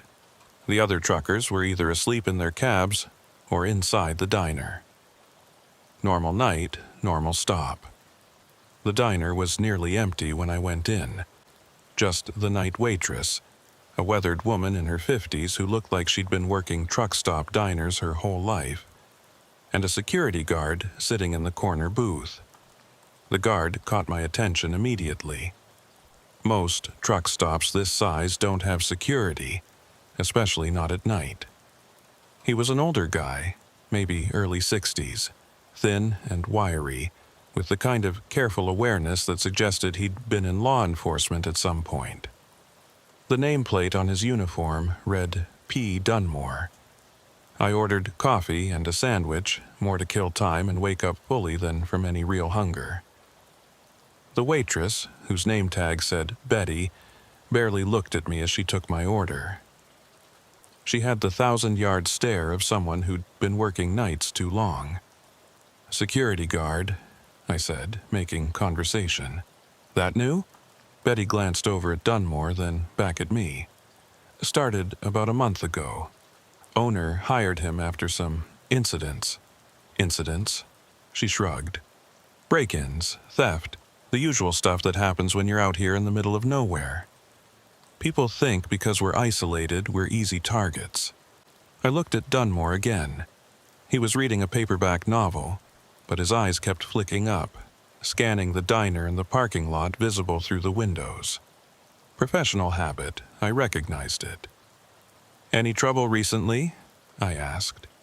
"Define recently," Betty said, refilling my coffee without being asked. "Last week, someone broke into a truck, made off with half the cargo. Week before that, someone tried to siphon diesel from 3 trucks. Got caught on camera but wore masks. Cops said there wasn't much they could do. Cops ever catch anyone?" "Out here?" Betty laughed, bitter and short. "Takes them 40 minutes to respond on a good night. By then, whoever did whatever is long gone. That's why we got Phineas over there." Phineas Dunmore. The name sounded like something out of an old western, fitting for a guard at a lonely truck stop in West Texas. I finished my meal, left a decent tip, and headed back to my truck. The lot was quieter now, just the distant hum of idling engines and the occasional tick of cooling metal. I climbed into my sleeper cab, made sure both doors were locked, and wedged my tire iron where I could reach it easily. Paranoid? Maybe. But paranoia had kept me safe for 17 years. I just started to drift off when I heard it. A soft, scraping sound, metal on metal. My eyes snapped open. The sound came again, from somewhere near the back of my trailer. I lay still, listening. Could be anything. The wind, the trailer settling, another driver checking his load. But it didn't sound like any of those things. I carefully lifted the curtain separating the sleeper from the cab and peered out. The lot looked empty, orange-tinted and shadow-filled under those sodium lights. I couldn't see anyone moving around. But the angle was wrong. I couldn't see the back of my trailer from here. The scraping came again, followed by a soft click. Someone was definitely messing with my trailer lock. I had 3 options. 1, call 911 and wait 40 minutes for the cops. 2, confront whoever was out there. 3, wait and watch, see what they were planning. I chose option 3. Moving as quietly as possible, I positioned myself where I could see the side mirror. The angle gave me a partial view of the trailer's rear corner. I waited, breathing shallow, watching. A shadow moved into view. Then another. 2 people, both dressed in dark clothing. One was working on the lock while the other stood watch. They were good, moving with practiced efficiency, no wasted motion. This wasn't their first time. The lock clicked open. They'd picked it in less than 2 minutes. Now, I had to make a real decision. If I confronted them now, it would be 2 against 1 in a dark parking lot. If I called for help, they'd be gone before anyone arrived. But if I let them enter the trailer, I might be able to trap them, get evidence, maybe even hold them until help came. I grabbed my phone and started recording video, propping it against the window to capture what I could see in the mirror. Then I watched as they opened my trailer doors. One of them climbed inside while the other kept watch. I could hear muffled voices but couldn't make out words. The one inside was using a flashlight, the beam occasionally sweeping across the trailer's interior. They were looking for something specific, not just grabbing whatever they could. That's when things got interesting. The security guard, Phineas Dunmore, appeared in my mirror. He was walking across the lot, flashlight in hand, heading straight for my truck. The lookout saw him and whistled, sharp and low. The one in the trailer immediately stopped moving, but instead of running, they waited. Dunmore approached the trailer, his flashlight beam playing across the open doors. "Evening, folks," he said, his voice carrying in the still night air. "Working late?" "Just checking our load," the lookout said. It was a woman's voice, calm and confident. "Boss wanted us to make sure everything was secure." "That so?" Dunmore stepped closer. "And which company would that be?" "Trans Global Logistics," she said, without hesitation. "Out of Houston. You can call dispatch if you want to verify." Dunmore laughed, soft and knowing. "Ma'am, I might be old, but I'm not stupid.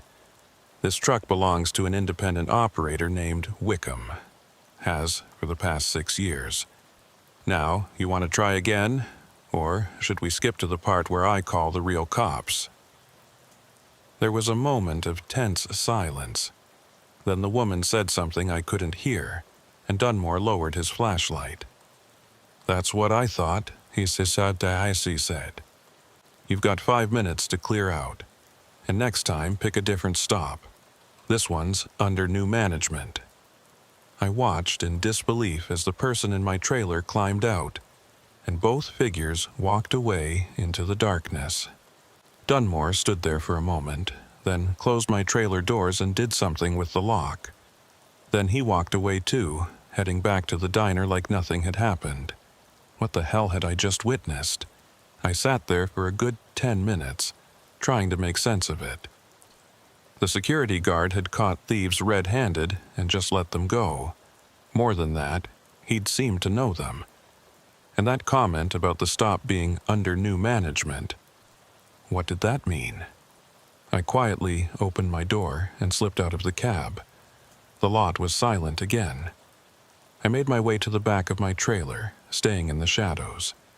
The doors were closed, but the lock was different. My padlock was gone, replaced with a newer, heavier one. When I tried my key, it didn't fit. Someone had locked me out of my own trailer. Anger flared, hot and immediate. I started back toward the diner, intent on confronting Dunmore, but stopped halfway. Something about this whole situation felt wrong. Dangerous wrong. If Dunmore was working with thieves, confronting him alone was stupid. But I couldn't just leave. I needed access to my cargo, and I needed answers. I circled back to my truck and called my dispatcher. It was after midnight, but Jerry always answered his emergency line. "Ambrose, what's wrong?" I explained the situation as quietly as I could.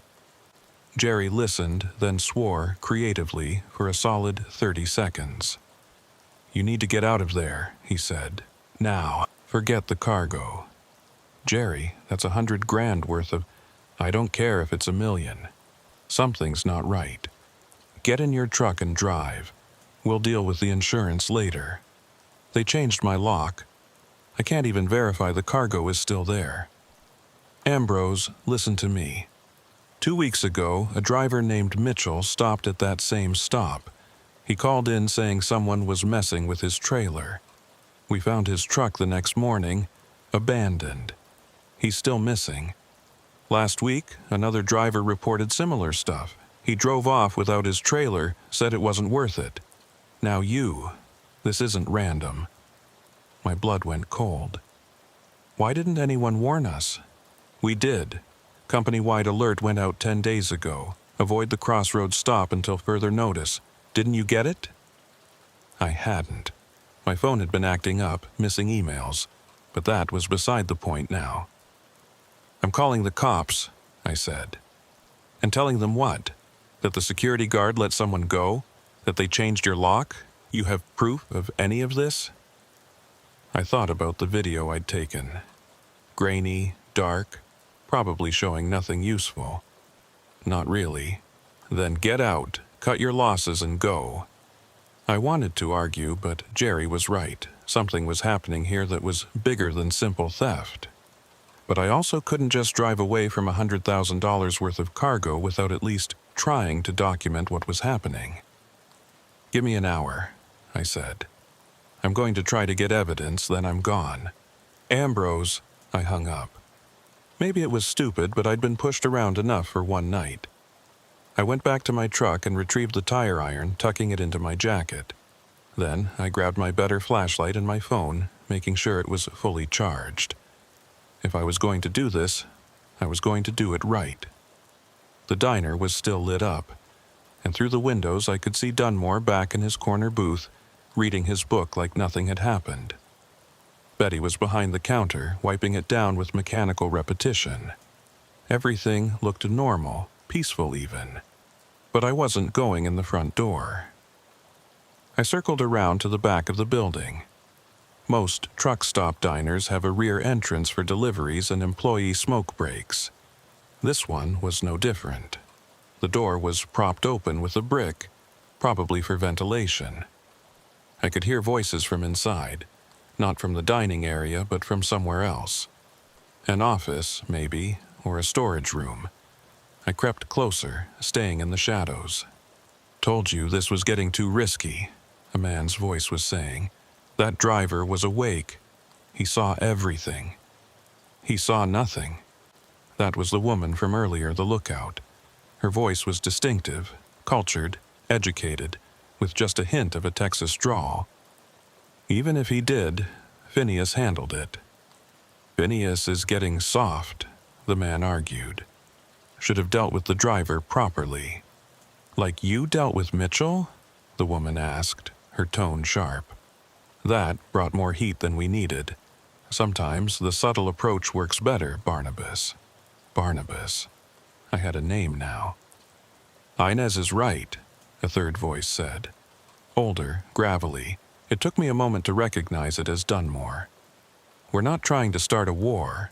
We're running a business. The driver will report his cargo missing. Insurance will cover it. Everyone moves on. No body, no federal investigation. Unless he's recording this conversation," Barnabas said, and my blood froze. There was a pause, then laughter. "You're paranoid," Inez said. "He's probably halfway to El Paso by now, trying to figure out how to explain to his boss that he let someone steal his entire load." "I still think we should check," Barnabas insisted. "Make sure he's gone." "Fine," Dunmore said. "Go look, but don't engage unless necessary. We've had enough excitement for one night." I heard footsteps coming toward the back door. I quickly retreated, ducking behind a dumpster just as the door opened fully. A man stepped out, tall, broad-shouldered, built like someone who was used to physical work. He had a flashlight in one hand and something else in the other. A gun, maybe, though I couldn't be sure in the dark. He walked toward the parking lot, sweeping his flashlight across the ground. I held my breath, pressing myself against the brick wall. The dumpster reeked, but it provided good cover. I watched as Barnabas, it had to be him, made his way to where my truck was parked. Or rather, where my truck had been parked, because my truck was gone. I blinked. Sure, I was seeing things. But no, the spot where I'd parked my rig was empty. Just an oil stain on the asphalt showing where it had been. My truck, my trailer, everything, gone. Barnabas stood there for a moment, flashlight playing across the empty space. Then he pulled out a phone and made a call. "Yeah, he's gone," he said. "Took off with the trailer and everything." A pause. "No, the lock's still on. He won't be able to open it without cutting it off, and that'll take time. We can track him down tomorrow if we need to." He ended the call and walked back toward the diner, passing within 10 feet of my hiding spot. I didn't breathe until he was inside. Then I tried to process what I was seeing. Someone had stolen my truck. The entire rig, not just the cargo, but who? And how? I'd had the keys with me. Unless, I thought about the spare key I kept hidden in a magnetic box under the fuel tank. Standard trucker practice, in case you lock yourself out. If they knew about that, if they'd been watching truckers long enough to learn our habits. I pulled out my phone and called Jerry again. "Did you leave?" he asked immediately. "Jerry, someone stole my truck, the whole rig." Silence. Then, "What?" "I'm at the stop. I was doing reconnaissance. Someone took my truck while I was watching the diner. These people, Jerry, they're not just thieves. This is organized. They have the security guard in on it. They're talking about a driver named Mitchell like they killed him." Jesus Christ. "Okay, stay hidden. I'm calling the cops myself and I'm coming to get you. Do not confront these people. Do not let them see you. I'm behind the diner. There's a dumpster. Stay there. I'm 40 minutes out. I'm bringing backup." The line went dead. 40 minutes. I just had to stay hidden for 40 minutes. But then I heard something that changed everything. "Check the back," Inez's voice from inside. "Make sure he didn't leave anything behind. Last thing we need is some trucker's phone with GPS leading cops here." Footsteps again, coming toward the back door. Multiple sets this time. I couldn't stay behind the dumpster. They'd check there for sure. I looked around frantically for another option. The roof. There was a maintenance ladder bolted to the wall about 20 feet away. If I could reach it without being seen, I moved as quickly and quietly as I could, using the shadows for cover. I'd just reached the ladder when the back door opened again. I grabbed the rungs and climbed, trying not to let my boots scrape against the metal. The ladder was rusty, and several rungs felt loose under my weight, but it held. I'd just pulled myself onto the flat roof when flashlight beams started sweeping the area below. "Nothing here," Barnabas called out. "Check behind the dumpster," Inez ordered. I heard footsteps, then, "Clear." "Maybe he really did leave with his truck," Dunmore suggested. "Maybe," Inez said, but she didn't sound convinced. "Do a full sweep of the property. If he's hiding somewhere, I want him found." I pressed myself flat against the roof, which was still warm from the day's heat. It was covered in gravel and tar, with various ventilation units and air conditioning equipment scattered around. I crawled toward one of the larger AC units, putting it between me and the edge of the roof where the ladder was. From my elevated position, I could see the entire truck stop. The 5 trucks that had been there when I arrived were still parked in their spots. The gas pumps stood empty under their canopy, and there, at the far end of the lot, partially hidden behind a maintenance shed, was my truck. They hadn't stolen it and driven away. They'd just moved it, probably to make me think it was gone, to confuse me or flush me out. But why? What was their game? I pulled out my phone and started recording video again, panning across the entire scene. This was evidence, real evidence. The truck in its hidden location. The people searching for me, everything. That's when I noticed something else. One of the other trucks in the lot was being worked on. 2 figures were at its trailer doors, and I could see the flicker of a flashlight from inside. They were robbing another truck while looking for me. No, wait. The driver of that truck was standing nearby smoking a cigarette, watching them work. He wasn't being robbed. He was in on it. My mind raced, putting pieces together. This wasn't just a theft ring. This was a whole operation. Crooked security, complicit drivers, organized cargo theft. They were probably taking high-value loads, selling them off, splitting the profits. The drivers could claim they were robbed, collect insurance, and get a cut of the illegal sales. But Mitchell hadn't been in on it. He'd stumbled onto their operation, just like I had, and now he was missing.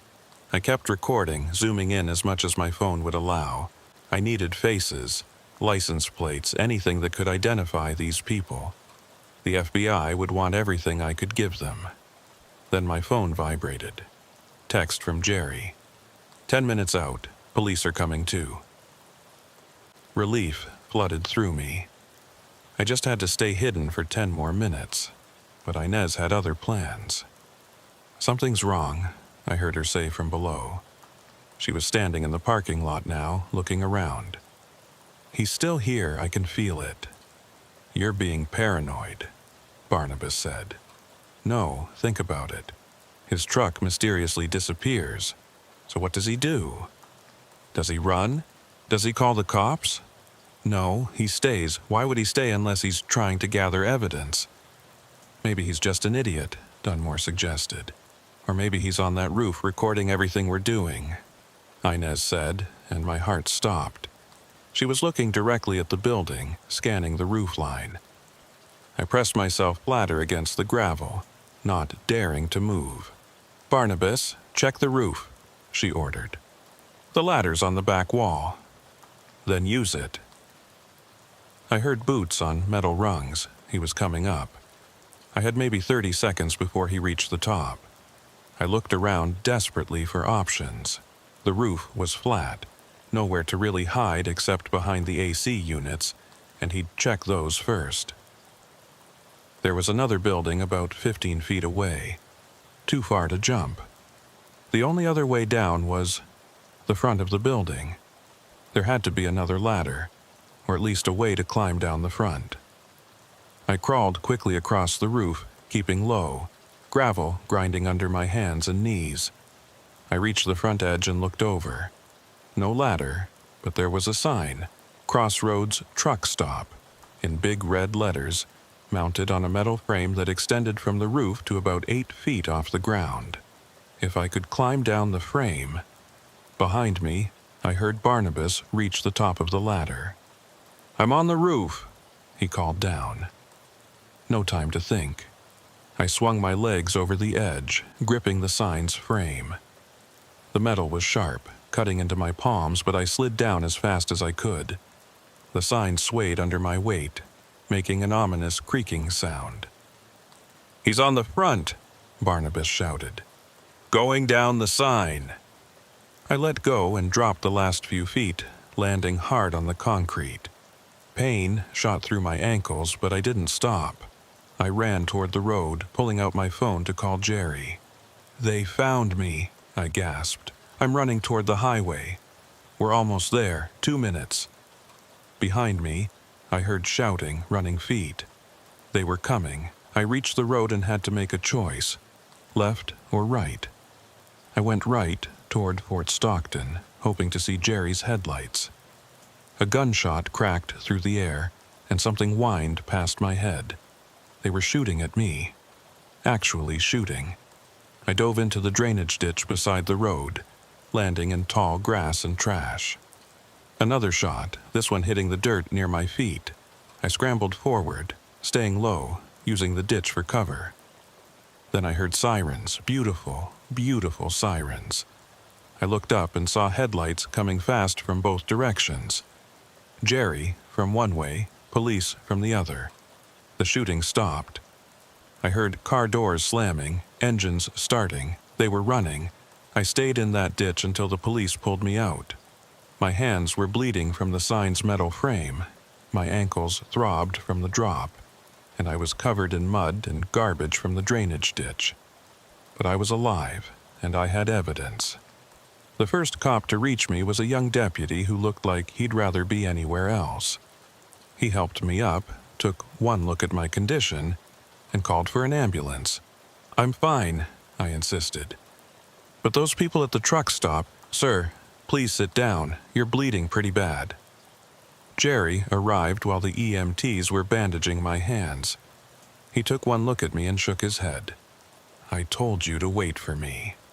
"They stole my truck, Jerry. Moved it behind the maintenance shed. It's still there, or was 10 minutes ago." That got the deputy's attention. "Someone stole your truck?" "It's complicated," I said, and showed him the videos on my phone. Everything moved quickly after that.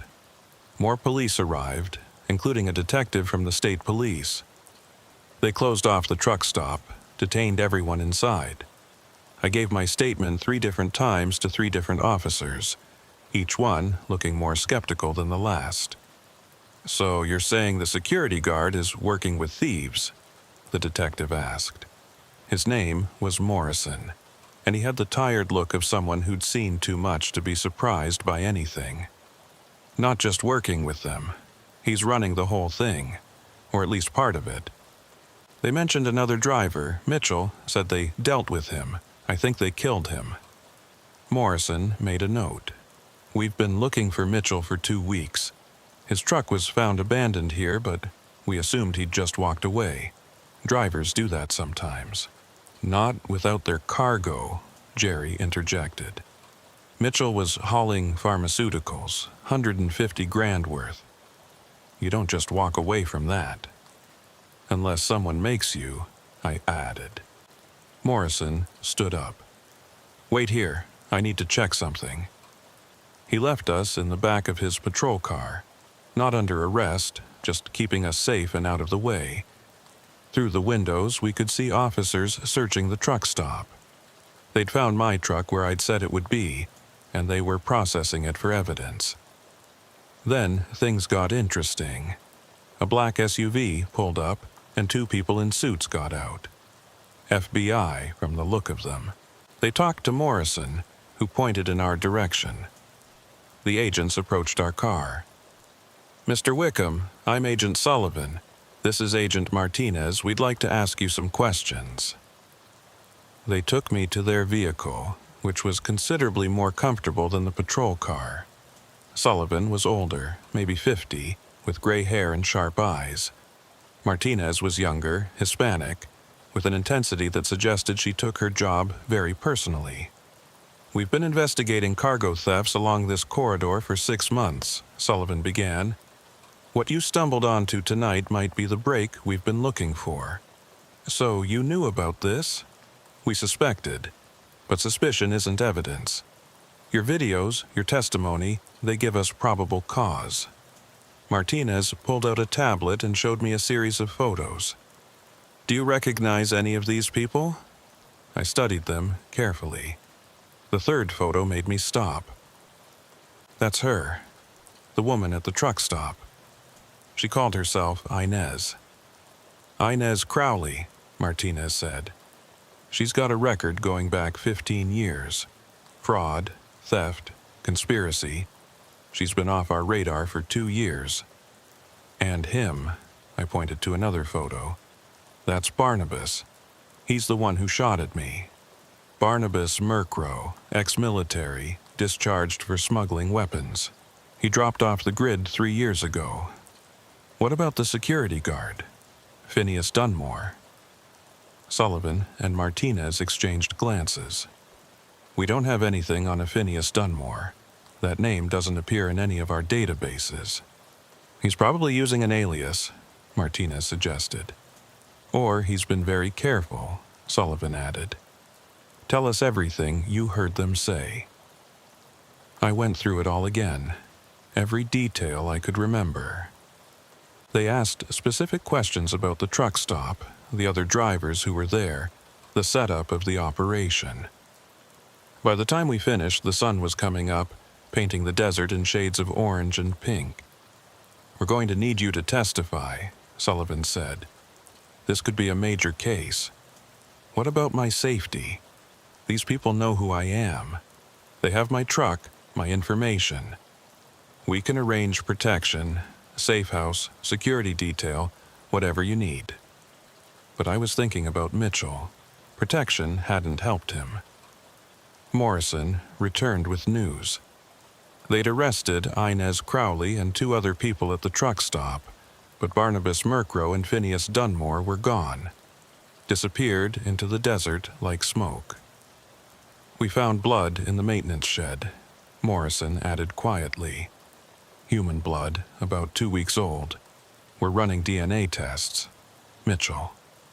It had to be.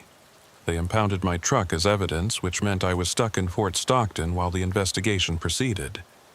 The FBI put me up in a motel, a different one, with an agent parked outside. Jerry stayed too, dealing with insurance and trying to figure out how to explain to our clients why their electronics wouldn't be delivered on time. That evening, I was lying on the motel bed, trying to process everything that had happened, when my phone rang. Unknown number.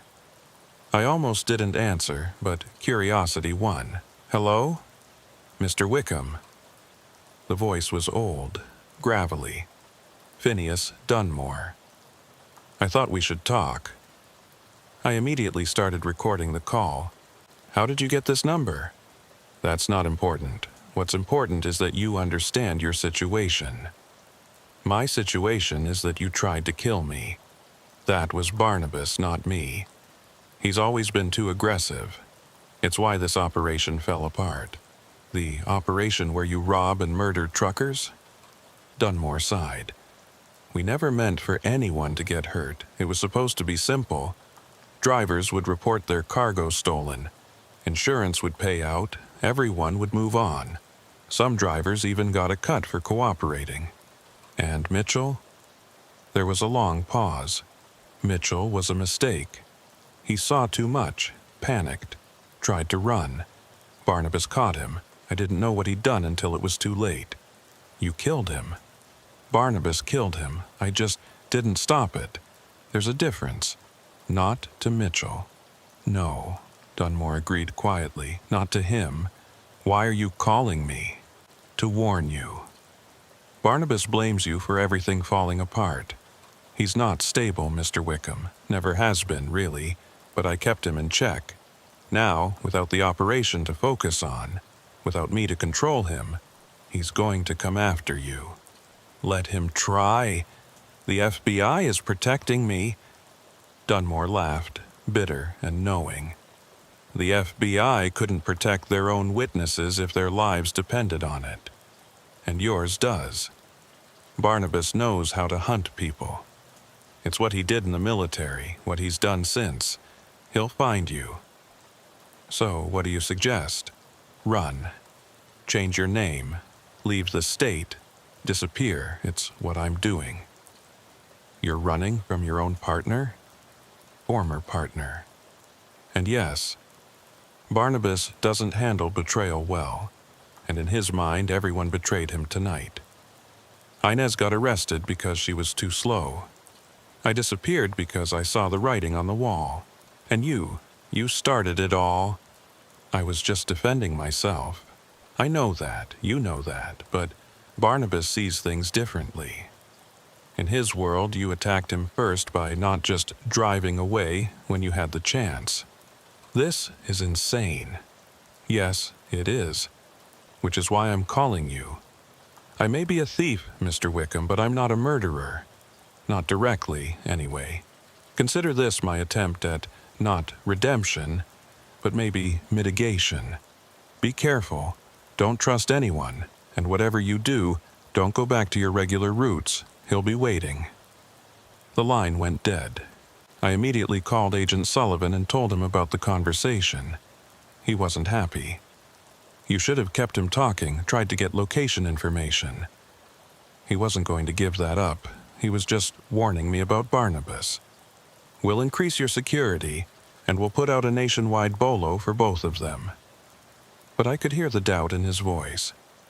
They had no idea where Dunmore and Barnabas were, and finding them would be like finding 2 specific grains of sand in the desert.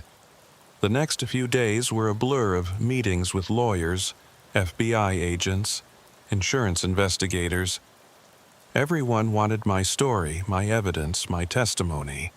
The videos I'd taken were crucial. They clearly showed Inez and others engaged in criminal activity.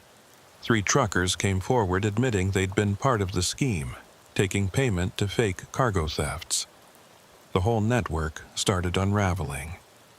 But Barnabas Merkrow remained at large.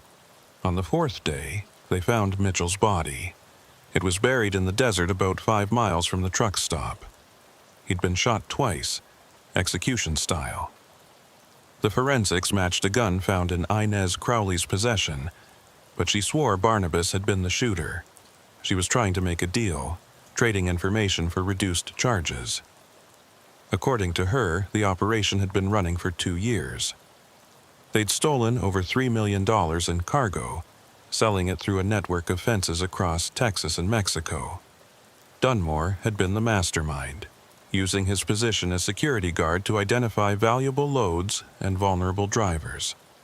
Barnabas had been the enforcer, making sure everyone stayed in line. And Inez had been the face, the one who could talk suspicious drivers into looking the other way. "It was perfect until you showed up," she told the FBI, according to Agent Martinez, who kept me updated.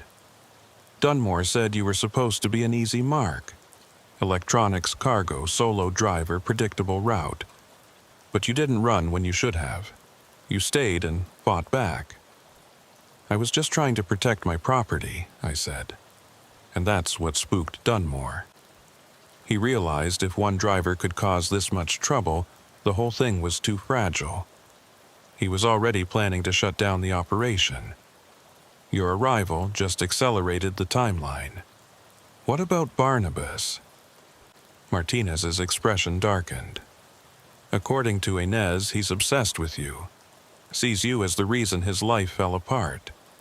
She said he kept talking about making you pay." Comforting. "We're taking the threat seriously. We've got agents watching your family, your employer, anywhere he might look for you." But I knew they couldn't watch everywhere forever, and Barnabas only needed to get lucky once. A week passed, then 2. The FBI moved me to a safe house in Austin, saying it would be easier to protect me in a city. Jerry had to hire another driver to take over my routes. My life, such as it was, went on hold. I spent my days reading, watching TV, going stir-crazy in the small apartment they'd provided. An agent was always outside, and I had panic buttons in every room. But the walls started feeling like a prison. On day 15, something changed. The agent outside was different. Not obviously so. Same suit, same car, same general appearance. But something in the way he moved, the way he watched the street, was off. I called Sullivan. "The agent outside, Agent Cooper, he started his shift an hour ago. Can you verify that?" "Something feels wrong." Sullivan put me on hold, then came back, his voice tense. "Cooper's in the hospital. Car accident on the way to your location. That's not our guy. Get to the safe room now." The safe room was a reinforced bathroom with a steel door and no windows. I ran for it, hearing the front door crash open behind me.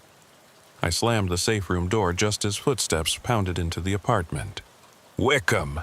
Barnabas's voice, rage-filled and raw. "You cost me everything." Something heavy hit the door. Then again, he was trying to break it down. I called 911, gave them the address, told them there was an armed intruder. Then I called Sullivan. "He's here. Barnabas is here. We're on our way. 5 minutes." 5 minutes. The door shook with each impact. The steel was holding, but the frame was starting to crack. Drywall dust fell from around the edges. "You think you're safe in there?" Barnabas shouted.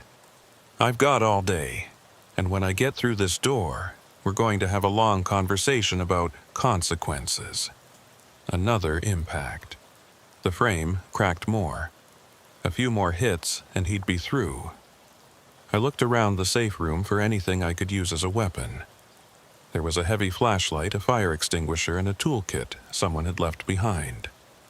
I grabbed a wrench, knowing it wouldn't do much good against someone with Barnabas's training. "You know what the funny part is?" Barnabas said, his voice calmer now, which was somehow worse. "If you'd just let us rob you that night, none of this would have happened. Mitchell would be alive, I'd be rich. You'd have filed an insurance claim and moved on. But no, you had to be a hero. I was just protecting your property, I know. Inez told me. You truckers and your goddamn property, like those electronics were worth dying for." Another hit, the doorframe split. One more good hit, and he'd be through. Then I heard sirens, multiple sirens, getting closer. "Sounds like the cavalry's coming," I called out. "You should run." "Not without finishing this." The door unloaded inward. Barnabas stood in the opening, gun in hand, face twisted with rage. He was bigger than I'd realized, broader, with the kind of muscles that came from practical strength, not gym work. His eyes were wild, desperate. "Drop the wrench," he said. I dropped it. You know, I spent 2 weeks planning this. 2 weeks figuring out where they'd hide you, how to get past their security. All because you couldn't just drive away. Killing me won't bring back your operation. No, but it'll make me feel better. The sirens were right outside now. I heard car doors slamming, shouting voices. "FBI, drop your weapons and come out." Barnabas smiled, cold and final. "Looks like neither of us is walking out of here." He raised the gun, and I dove sideways just as he fired. The bullet punched into the wall where I'd been standing. I rolled behind the toilet, terrible cover but better than nothing. Another shot, this one shattering porcelain. Then the apartment door crashed open again.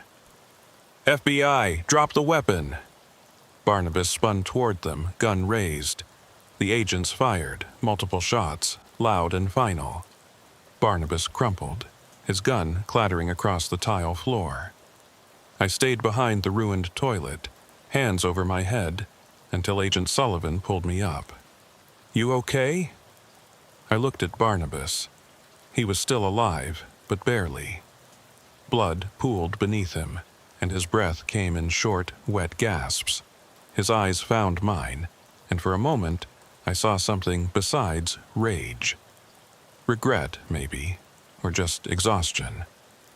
"Should have driven away," he whispered.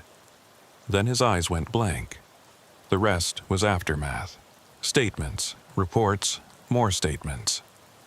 The FBI moved me again to a different city this time. The case against Inez and the others proceeded.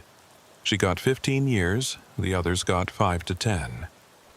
The trucking company's insurance covered the stolen cargo.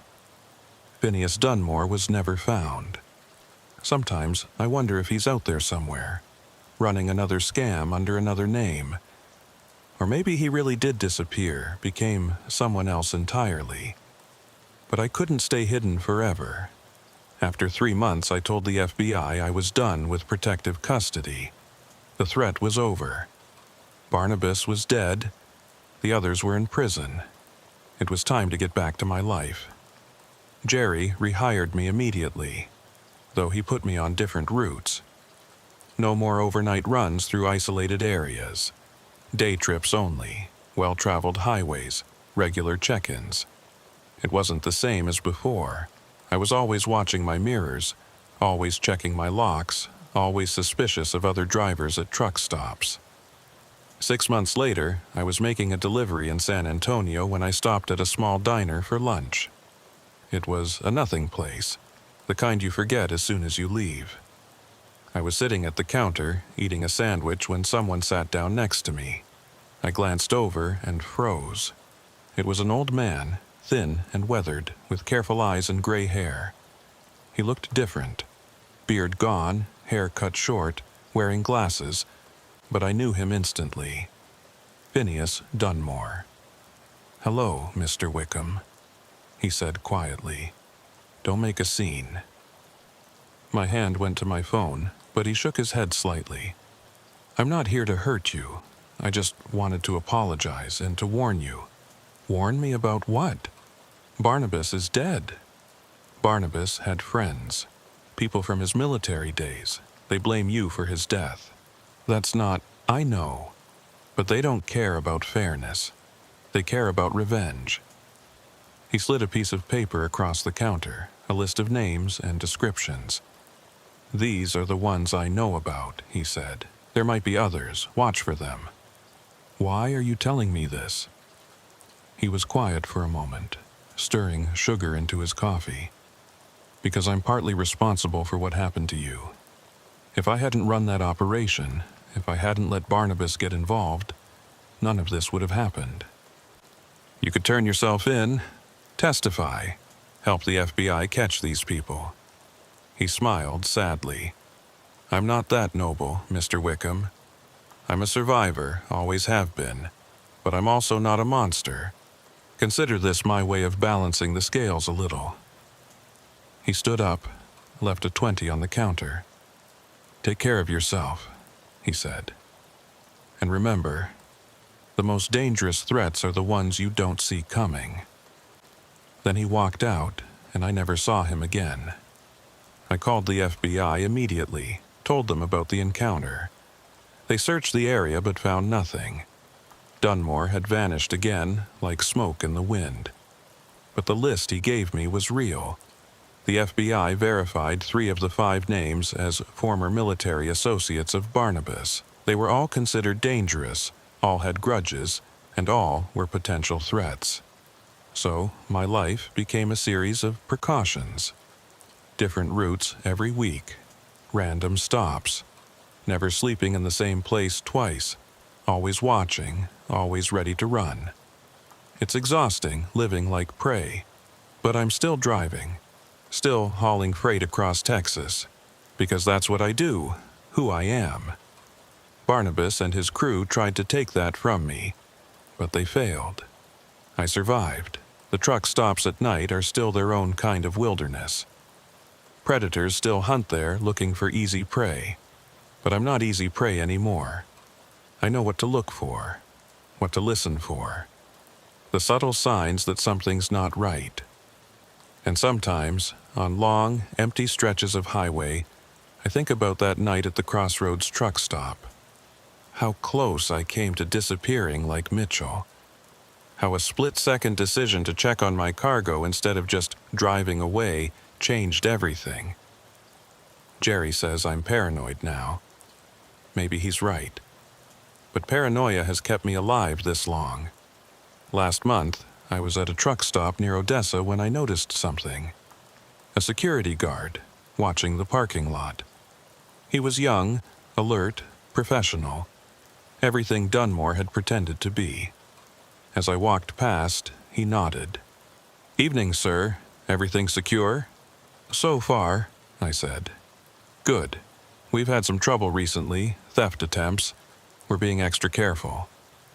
I studied him for a moment. Clean uniform, genuine ID badge, none of the careful calculation I'd seen in Dunmore's eyes. "Good," I said. "Can't be too careful these days."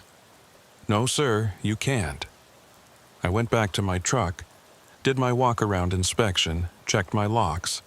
Everything was secure. But I still didn't sleep well that night. I never do anymore. 3 years have passed since that night at the Crossroads truck stop. 3 years of constantly looking over my shoulder, of jumping at unexpected sounds, of treating every new face with suspicion. The FBI told me the immediate danger was over when Barnabas died, but Dunmore's warning about Barnabas's friends proved more prophetic than anyone wanted to admit. The first attempt came 6 months after our encounter in San Antonio.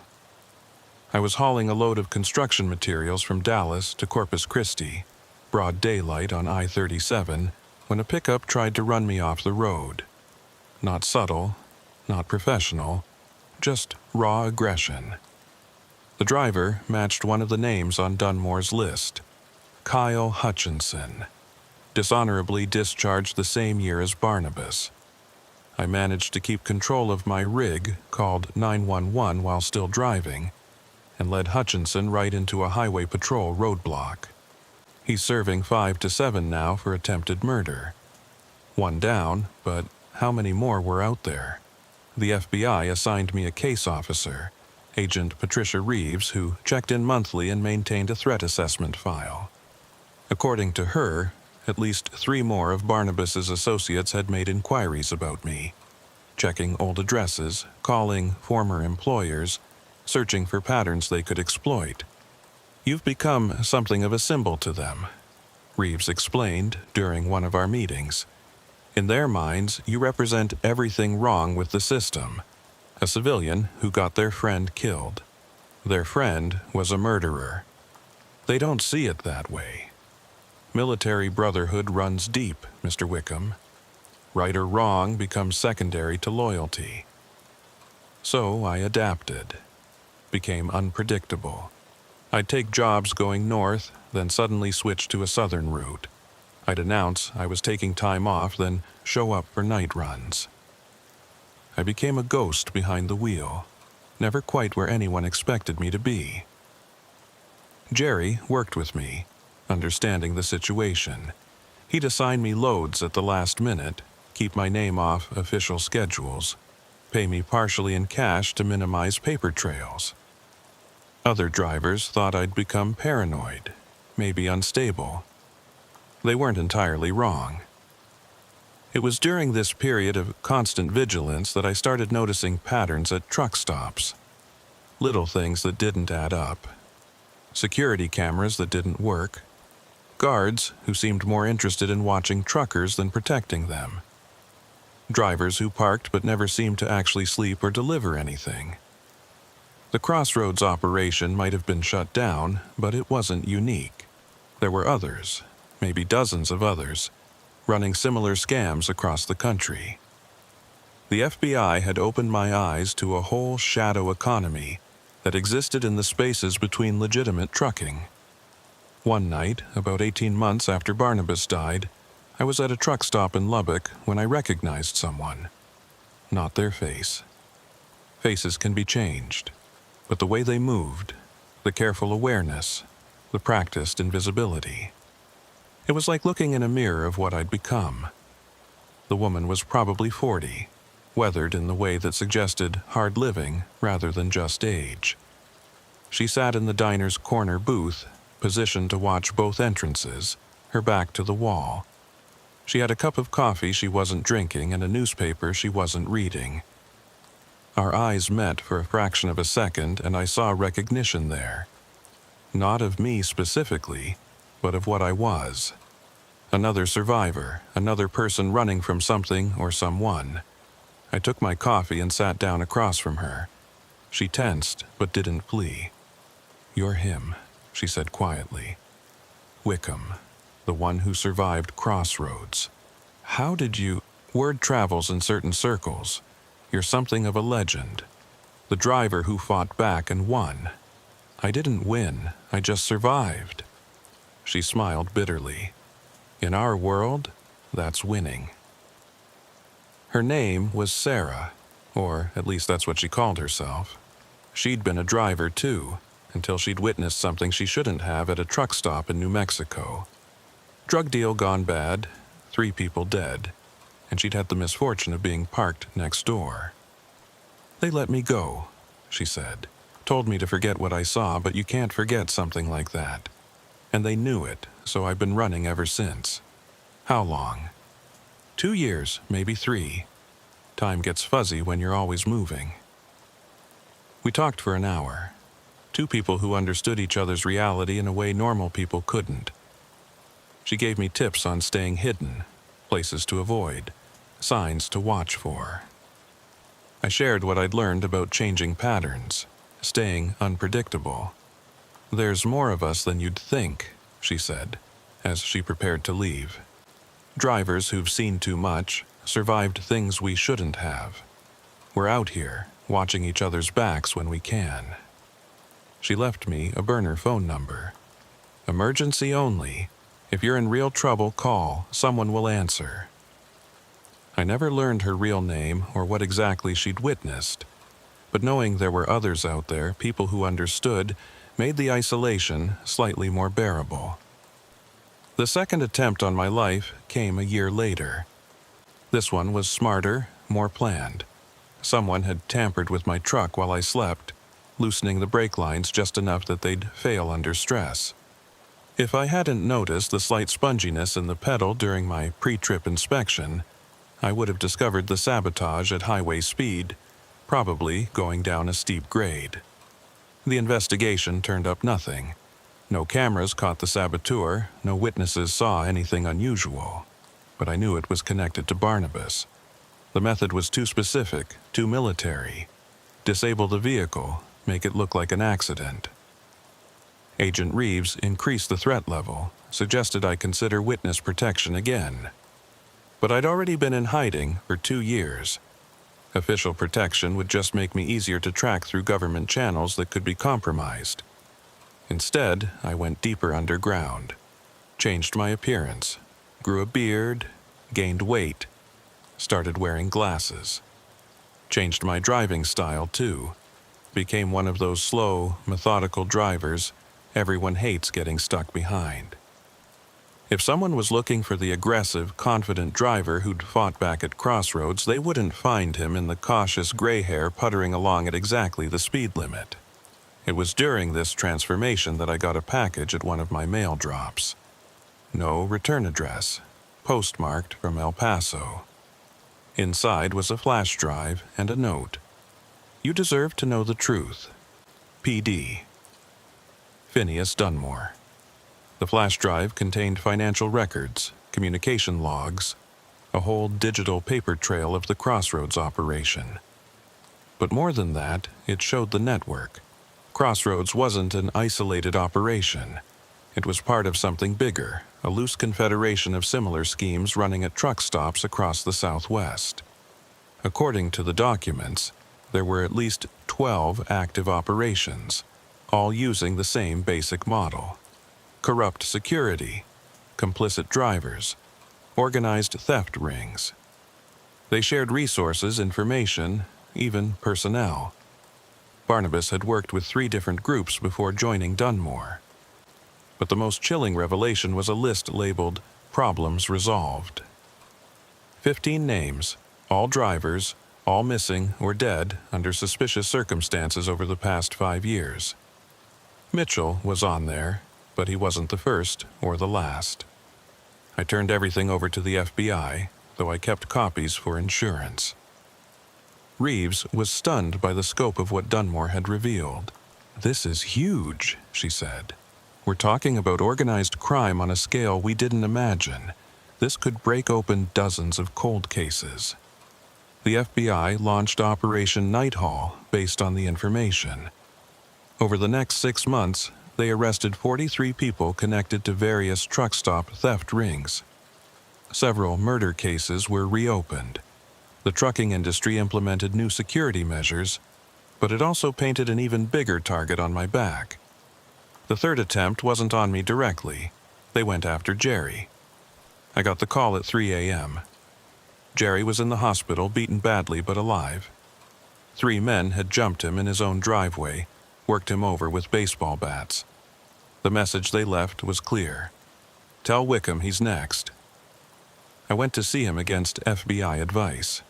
He was conscious but barely recognizable under the bandages and bruises. "I'm sorry," I told him. "This is my fault." "Bullshit," he managed through wired jaws. "You did the right thing. These bastards need to be stopped." But I couldn't let anyone else get hurt because of me.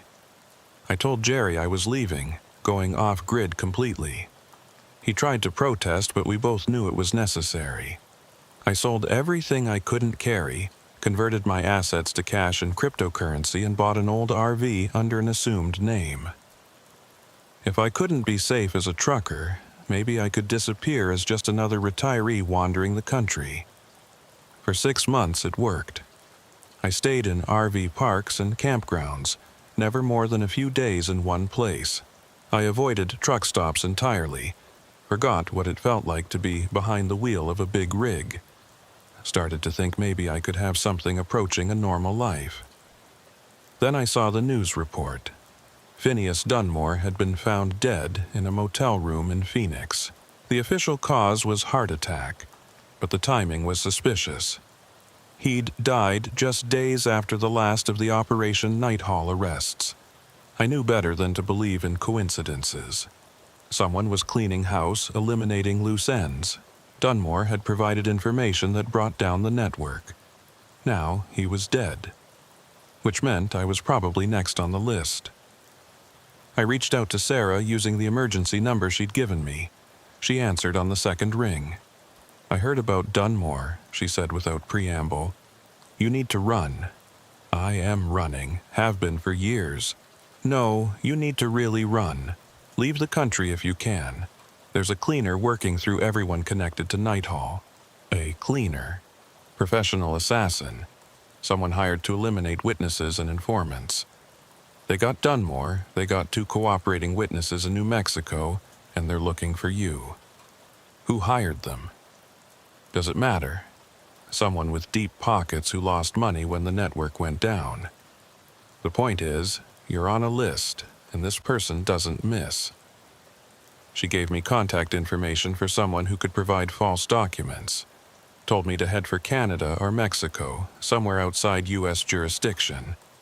But I was tired of running, tired of looking over my shoulder, tired of being a victim. No, I said, I'm done running. That's suicide. Maybe. Or maybe it's time to stop being prey and become the hunter. I spent the next 2 weeks preparing. If someone was coming for me, I'd be ready. I chose my ground carefully. An abandoned truck stop off Route 285 in New Mexico. The place had been closed for years, but the buildings were still standing. More importantly, it was isolated, with good sightlines and limited access. I sent word through the networks Sarah had told me about. Made sure the information would reach the right ears. Ambrose Wickham would be at the old Desert View truck stop on a specific date, alone, wanting to make a deal.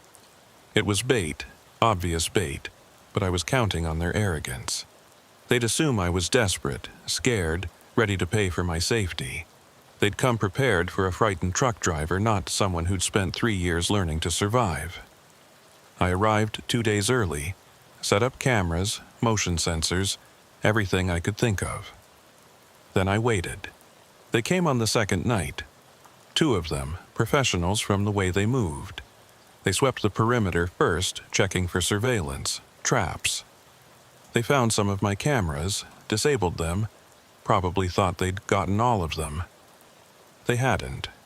I watched from my hiding spot as they entered the main building. They were good, covering each other, checking corners, but they were looking for someone hiding, not someone hunting. The flashbang I'd rigged went off when they reached the center of the diner. Not enough to seriously hurt them, just disorient. I came through the back door while they were still recovering, armed with the shotgun I'd legally purchased years ago for home defense. "Drop the weapons," I said. They did slowly. As their vision cleared, I got my first good look at them. A man and a woman, both military trained from their bearing. The man had a scar across his throat that looked familiar. "You're Marcus," I said. "Barnabas talked about you. Said you were like a son to him." The man's jaw tightened. "He was a good man until you got him killed. He was a murderer who chose his path, just like you're choosing yours. You think you've won?" The woman asked. "You think this ends with us?" "I think you're going to deliver a message," I said. "Tell whoever hired you that Ambrose Wickham is done being hunted. I've got copies of everything, documents, recordings, names. If anything happens to me or anyone I care about, it all goes public. Every dirty secret, every crime, every payoff." "You're bluffing." I pulled out my phone, showed them a video. It was from inside a warehouse, stacks of stolen goods visible, faces clearly shown. People they knew, operations they were connected to. Dunmore gave me everything before he died. Insurance, he called it. Now it's mine. The man looked like he wanted to rush me, but the woman put a hand on his arm. "What do you want?" she asked. "I want to be left alone. I want my friends and family safe. I want to go back to being just another trucker trying to make a living. In exchange, all this stays buried. And if we say no, then we'll see who's faster on the trigger. Maybe you get me, maybe you don't. But either way, the information goes out. Every news outlet, every law enforcement agency, every trucking company will know exactly who you are and what you've done." They looked at each other, having a silent conversation. Finally, the woman nodded. "We'll deliver your message," she said. "But this isn't over. You've made powerful enemies. I didn't make them. They came after me. I just refused to be an easy victim. I let them leave, weapons still on the floor. Watched them drive away into the desert night. Then I collected my equipment and left too, knowing the place would be swarming with their backup soon. That was 6 months ago. The attacks stopped. No more attempts on my life. No more threats against my friends. An uneasy truce, enforced by mutually assured destruction. I went back to trucking, though nothing was the same. Jerry rehired me without question. Gave me the easiest routes, the safest runs. Other drivers treated me with a mixture of respect and fear. The story had spread, grown in the telling. I was the driver who'd brought down a crime network, survived assassination attempts, faced down professional killers. The truth was simpler and sadder. I was just someone who'd been in the wrong place at the wrong time and refused to give up. Agent Reeves still checks in occasionally. The FBI considers the case closed, though they know there are still people out there who want me dead. They offered me a commendation, which I declined. Heroes don't spend their nights checking locks and jumping at shadows. Last week I stopped at a new truck stop in Oklahoma. Clean, well-lit, security cameras everywhere. The guard was young, alert, genuine. As I did my walk-around inspection, he approached.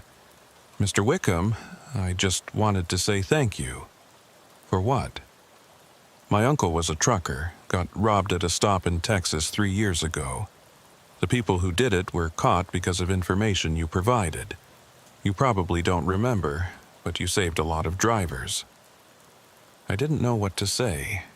In all the running and hiding and fighting, I'd forgotten that maybe some good had come from that night at Crossroads. "Just doing what anyone would do," I finally managed. "No, sir," the guard said. "Most people would have run. You stood your ground." After he left, I sat in my cab thinking about his words. Maybe he was right. Maybe standing your ground even when terrified, especially when terrified, is what separates survivors from victims. My phone buzzed. Unknown number. I almost didn't answer, but old habits die hard. "Wickham, this is Sarah. Just wanted you to know, word's out about what you did in New Mexico. The community's impressed." "The community?" "Survivors, people like us. You've given some of them hope, shown them it's possible to fight back." "I got lucky." "No, you got smart and brave. That combination is rare." After she hung up, I started my engine and pulled back onto the highway. The road stretched ahead, dark and full of hidden dangers. But for the first time in 3 years, I wasn't looking in my mirrors more than I was looking forward. The truck stops at night are still wilderness. Predators still hunt there, but now they know that sometimes the prey bites back. Sometimes a simple trucker trying to make an honest living turns out to be more dangerous than they expected. I still check my locks, still vary my routes, still keep weapons within reach. The paranoia that Jerry noticed has become part of who I am, woven into my DNA through years of constant vigilance. But I'm still driving, still hauling freight across Texas and beyond. Because that's what I do. That's who I am, and no amount of threats or violence is going to change that. Sometimes I think about that night at Crossroads, about the moment I decided to investigate instead of just driving away. It would have been easier to leave, to let them steal whatever they wanted. But easier isn't always right. Mitchell didn't get the chance to make that choice. Neither did the other 14 drivers on Dunmore's list. They were erased, removed from the equation because they saw too much or fought back too hard.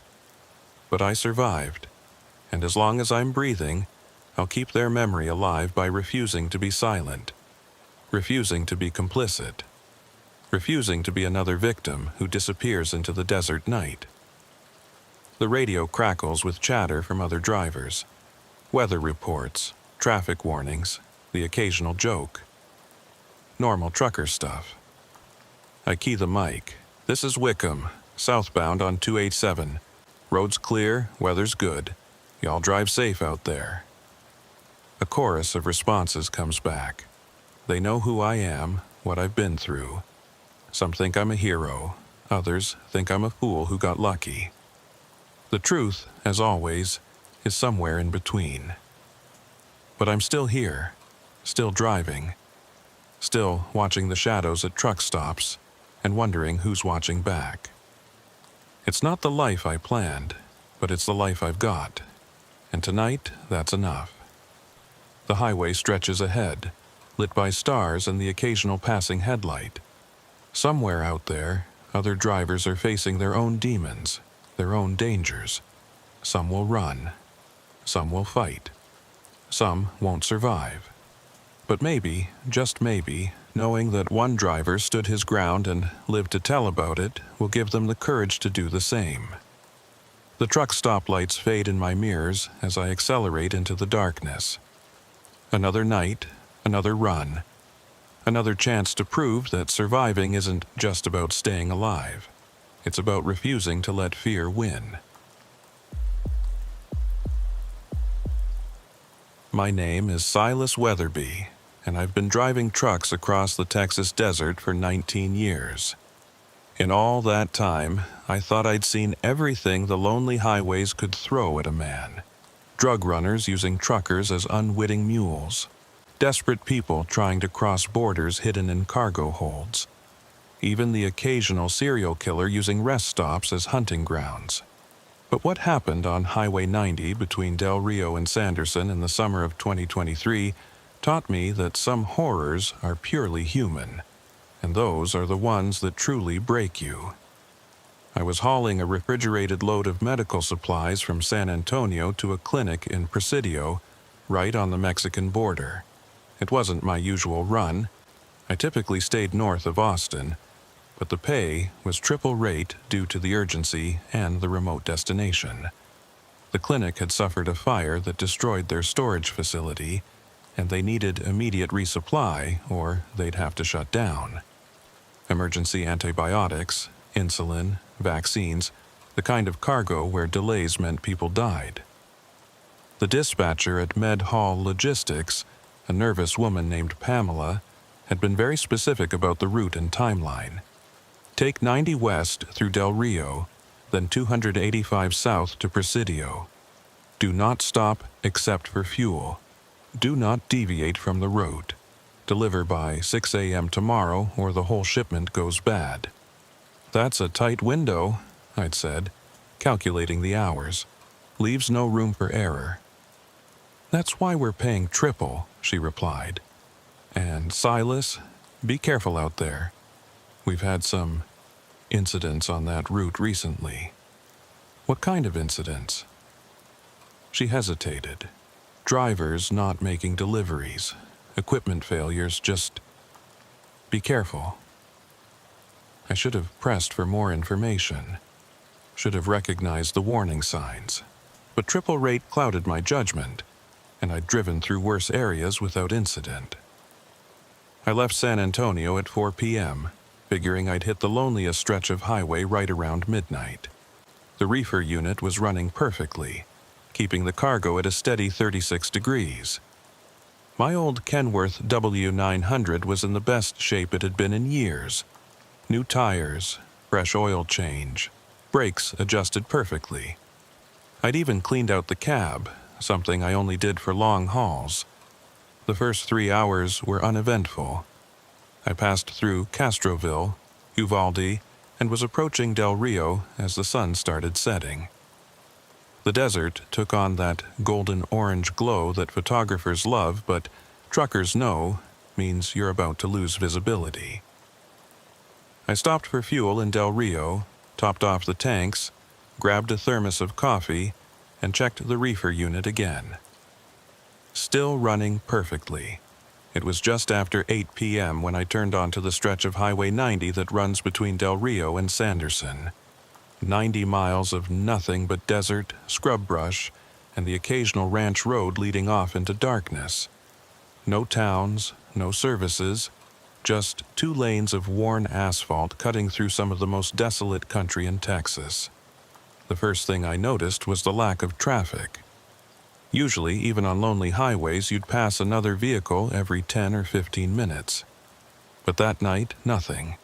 Not a single headlight in either direction for the first hour. Just me, the road, and the endless desert. My CB radio was on, but silent. I tried raising other truckers a few times. Breaker, breaker, this is northbound on 90. Anybody out there? But got nothing back, not even static, just dead air like the radio wasn't working. But the lights showed it was on, and I'd used it successfully earlier in the day. Around mile marker 420, things started feeling wrong. It wasn't anything specific at first, just a creeping sense of unease. The kind of feeling you get when you're being watched but can't see anyone. I kept checking my mirrors, expecting to see headlights following me, but there was nothing. Just darkness. Then I saw the first abandoned vehicle. It was pulled off on the shoulder, a white van with what looked like medical markings on the side. As my headlights swept across it, I could see the doors were open, interior lights still on, but nobody around. I slowed down, considering stopping to check if someone needed help, but remembered Pamela's warning, do not stop. 5 miles later, another abandoned vehicle.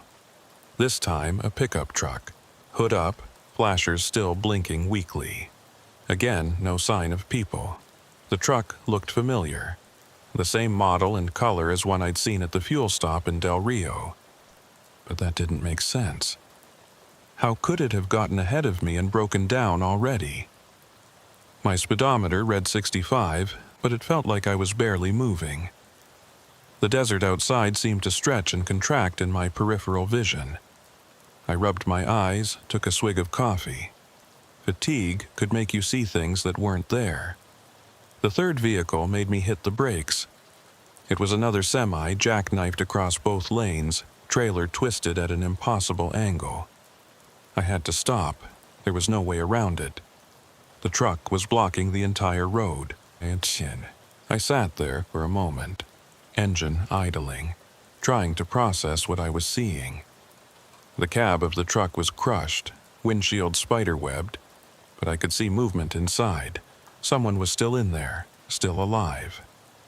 Every instinct told me this was wrong. 3 abandoned vehicles in 15 miles? A perfectly jackknifed truck blocking the only route. It screamed setup, but there was someone in that cab, someone who might be dying.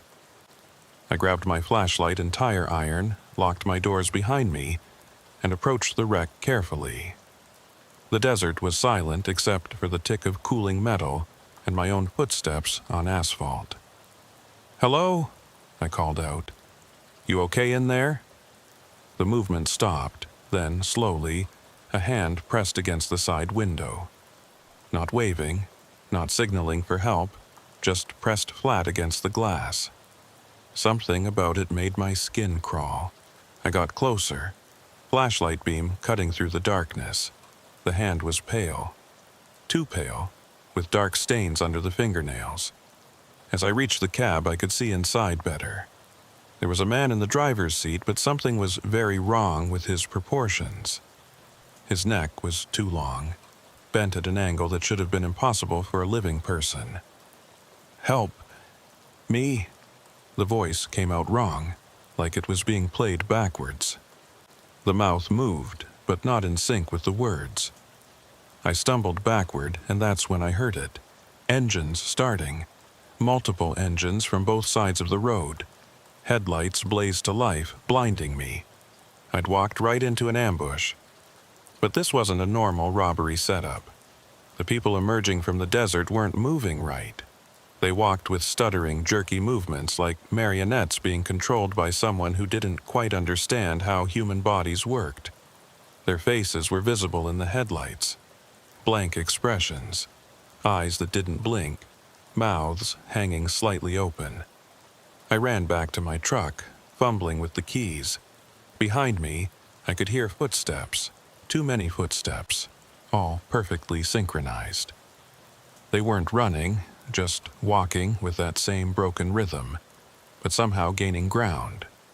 I got the door open, dove inside, and locked it just as hands started slapping against the windows.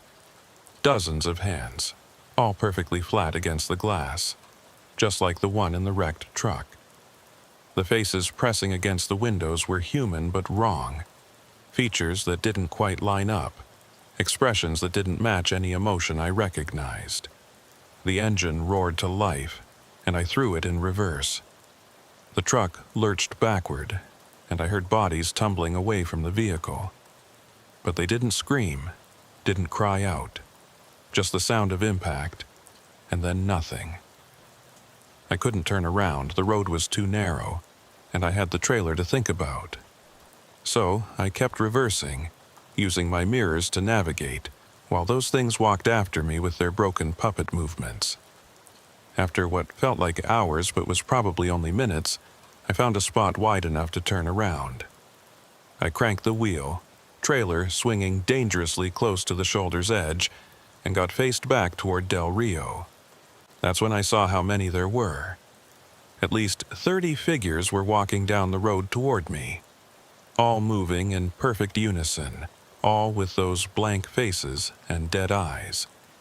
Some were dressed like travelers, jeans, t-shirts, the kind of clothes you'd wear on a road trip. Others wore medical scrubs. A few were in truckers' clothes, complete with worn boots and mesh caps. I floored it, driving straight at them. At the last second, they parted, stepping aside in perfect synchronization like they'd rehearsed it. As I passed, one of them held up something, a clipboard with papers fluttering in the wind. Medical forms, shipping manifests, the kind of paperwork I was carrying for my delivery. 50 miles back to Del Rio. I pushed the truck as hard as I dared, constantly checking my mirrors for pursuit. But they didn't follow. They just stood there in the road, watching, getting smaller and smaller until the darkness swallowed them. I made it back to Del Rio just after midnight, pulled into the same fuel stop where I'd filled up earlier. My hands were shaking so badly I could barely hold my phone to call Pamela. "Silas, why aren't you en route? The GPS shows the road's blocked," I said. "There's something wrong out there. People, but not right. They're..." "Silas, calm down." "What do you mean, not right?" How could I explain what I'd seen? It sounded insane even to me. There were abandoned vehicles, then a jackknifed truck blocking the road. When I stopped, people came out of the desert. Dozens of them. They weren't normal. Silence on the other end. Then, quietly, "Did they try to take the cargo?" "What? No, I don't think so. They just surrounded the truck. Pamela, what the hell is going on? You said there had been incidents." "I need you to listen very carefully," she said, her voice different now, harder. "You need to complete the delivery. Find another route if 90 is blocked. But that cargo has to reach Presidio by 6 a.m. I'm not going back out there. You have to. People will die if that medicine doesn't arrive. People might be dying out there right now. Those abandoned vehicles are not your concern. Your concern is the delivery. Find another route." I hung up on her and called 911, reported the wreck, the abandoned vehicles, the people acting strangely. The dispatcher sounded skeptical but said they'd send a unit to check it out. While I waited, I sat in my truck, doors locked, trying to make sense of what I'd seen. The way those people moved, the perfect synchronization, the blank expressions, it wasn't natural. But it wasn't supernatural either. They were real, physical people. They'd left handprints on my windows, still visible in the dust. An hour later, a sheriff's deputy arrived. Officer Raymond Morse, according to his nameplate. He was older, maybe late 50s, with the weathered look of someone who'd spent decades in the desert sun. You reported an accident on Highway 90? I told him everything, watching his expression grow more concerned with each detail. When I finished, he was quiet for a long moment. "Show me your paperwork," he said finally. "What?" "Your shipping manifest. What are you hauling?" I handed over the documents. He read through them carefully, then handed them back. "Medical supplies to Presidio," he said. "Same as the others." "Others?" He looked at me for a long moment, seeming to weigh his words. "In the past 2 months, we've had 4 trucks go missing on that route. All hauling medical supplies to the border area. Drivers vanish. Trucks found abandoned days later. Cargo gone. So, this is a hijacking ring?" "That's what we thought at first. But the cargo never shows up on the black market. It just disappears. And the drivers..." He shook his head. "We found one 3 weeks ago, walking along the highway in the middle of the day. Couldn't speak, could barely move normally. Doctors said it was like his nervous system had been rewired. He's still in the hospital, learning to walk again." "Jesus. What about the others?" "Still missing." He pulled out a notepad. "I need you to write down everything you remember about those people you saw. Descriptions, clothing, anything distinctive." I wrote what I could remember, but the faces all blurred together in my memory. The only thing that stood out was their synchronization, the way they all moved together like they were sharing a single mind. "You can't go back out there tonight," Morse said when I finished. "Find a motel, get some rest. We'll have units patrol that stretch at first light." "What about my delivery? They said people would die." "People are already dying," he said grimly. "But not from lack of medicine. Stay off Highway 90, Mr. Weatherby. Find another route or don't go at all." He left, and I sat in my truck trying to decide what to do.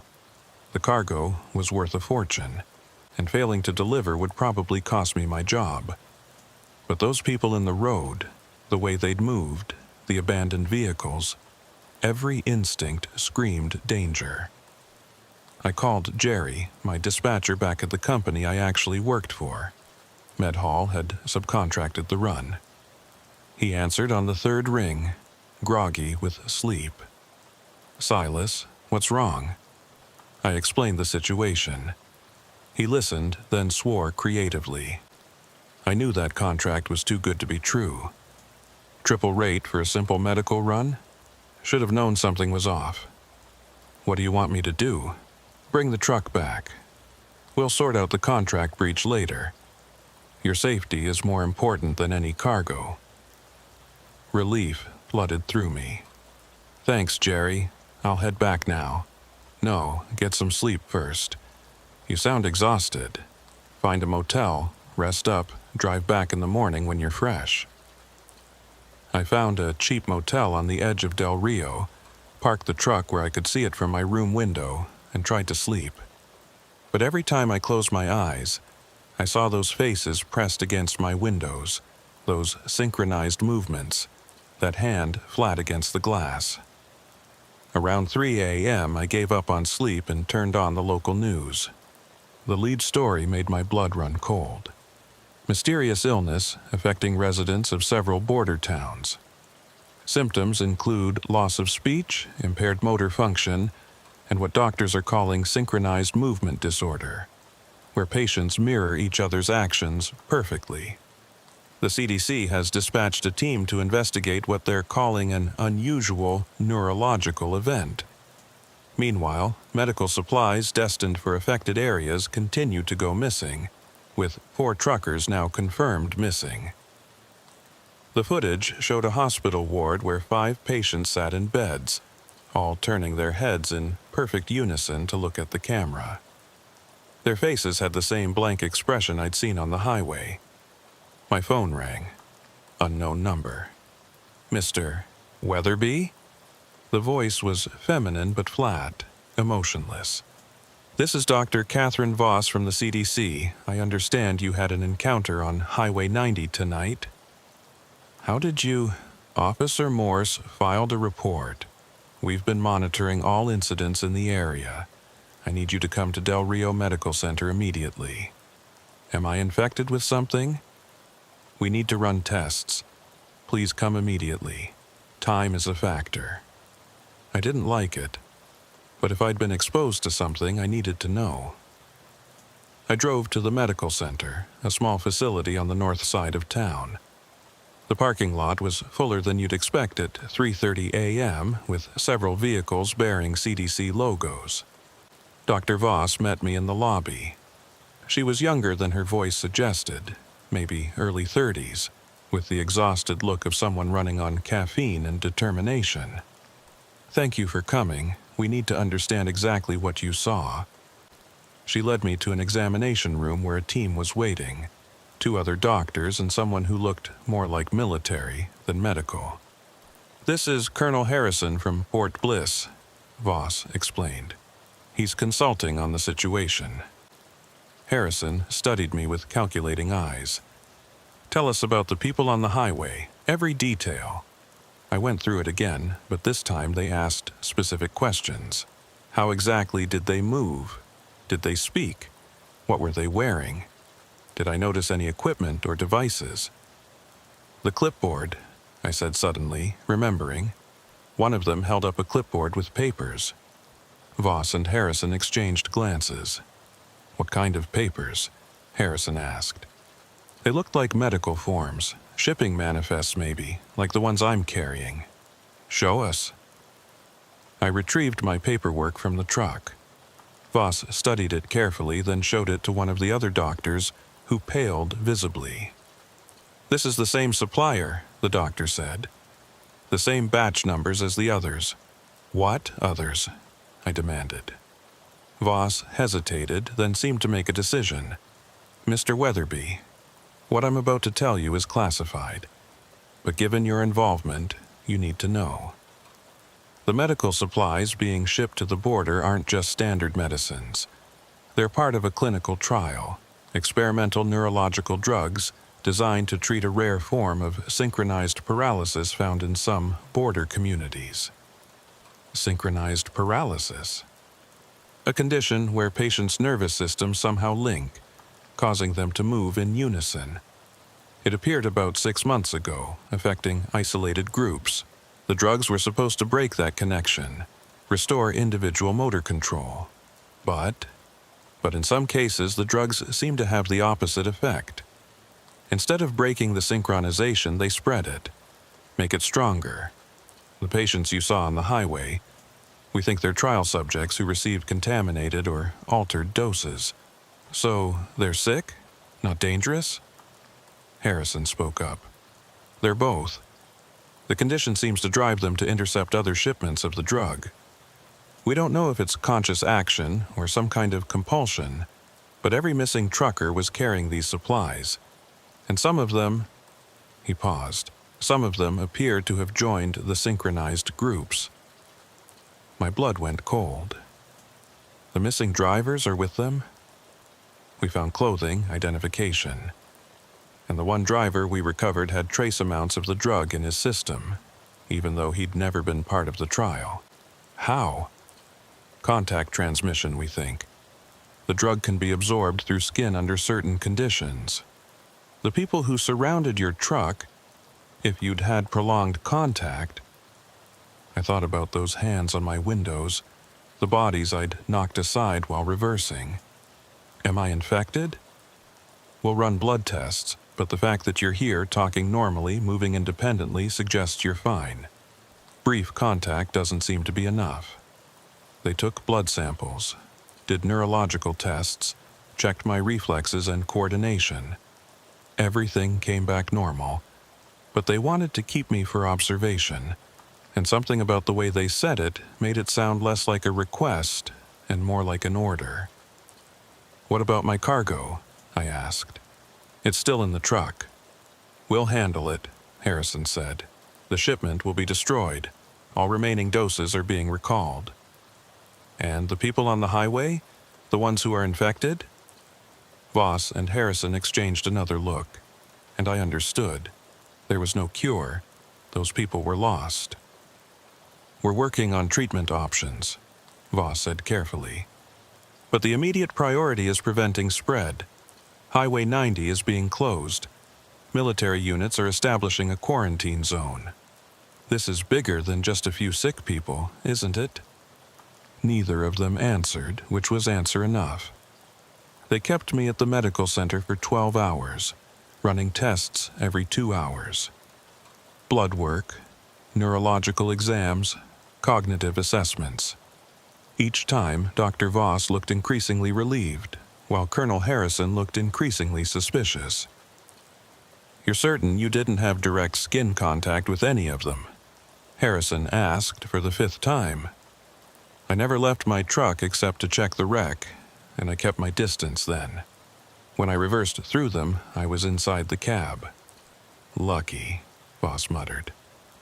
"Based on what we've learned from the other drivers, direct contact would have started the synchronization process within minutes." "The other drivers, you found them?" "2 of them," she said carefully. "They were with the group you encountered. We retrieved them during a containment operation this morning." "Are they okay?" The silence told me everything. Harrison's phone buzzed. He answered, listened, then his face went pale. "Understood. Implement Protocol 7 immediately." He stood abruptly. "Dr. Voss, we need to evacuate. Now." "What's happening?" I asked. "The situation has escalated," Harrison said, already moving toward the door. "The synchronized groups, there are more of them. They're moving toward populated areas." Voss grabbed her laptop and files. "Mr. Weatherby, you need to come with us. It's not safe here anymore. My truck, leave it. We'll transport you somewhere secure." But I wasn't going anywhere without answers. Tell me what's really happening. This isn't just about contaminated medicine, is it? Harrison stopped at the door. The drug trial was a cover. The synchronization effect, it wasn't an accident. Someone engineered this deliberately. Who?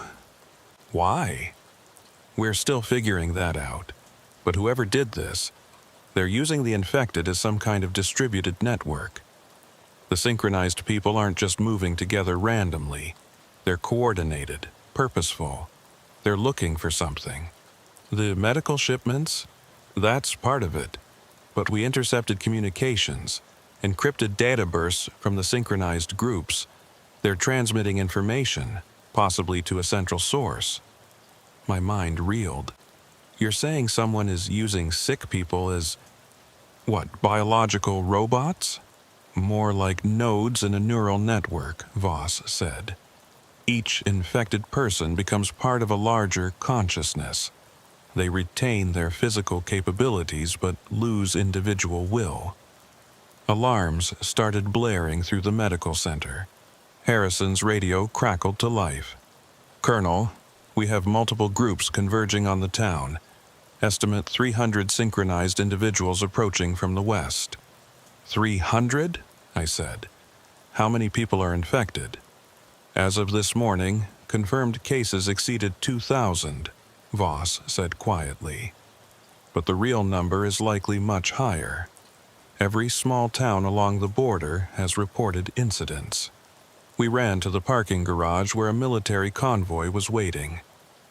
I was pushed into an armored vehicle with Voss while Harrison coordinated with his team. Through the small window, I could see the sun rising over Del Rio, painting the desert in deceptively peaceful colors. "Where are we going?" I asked. "Port Bliss initially," Voss said. "Then we'll see. Depends on how far this has spread." The convoy started moving, but we'd barely reached the edge of town when the lead vehicle stopped. The radio erupted with chatter. "Contact front. Estimate 50, no, 100+ synchronized individuals blocking the highway." I pressed against the window and saw them. A wall of people standing across the road, all perfectly still, all staring at our convoy with those blank expressions.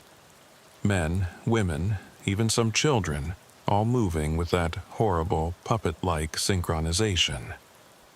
"Can we go around?" Harrison asked over the radio. "Negative. They're spread across the desert on both sides. It's like they knew our route." Of course they did. If they were truly networked, sharing information, they'd know everything any individual member saw or heard. And how many infected people had been in the medical center?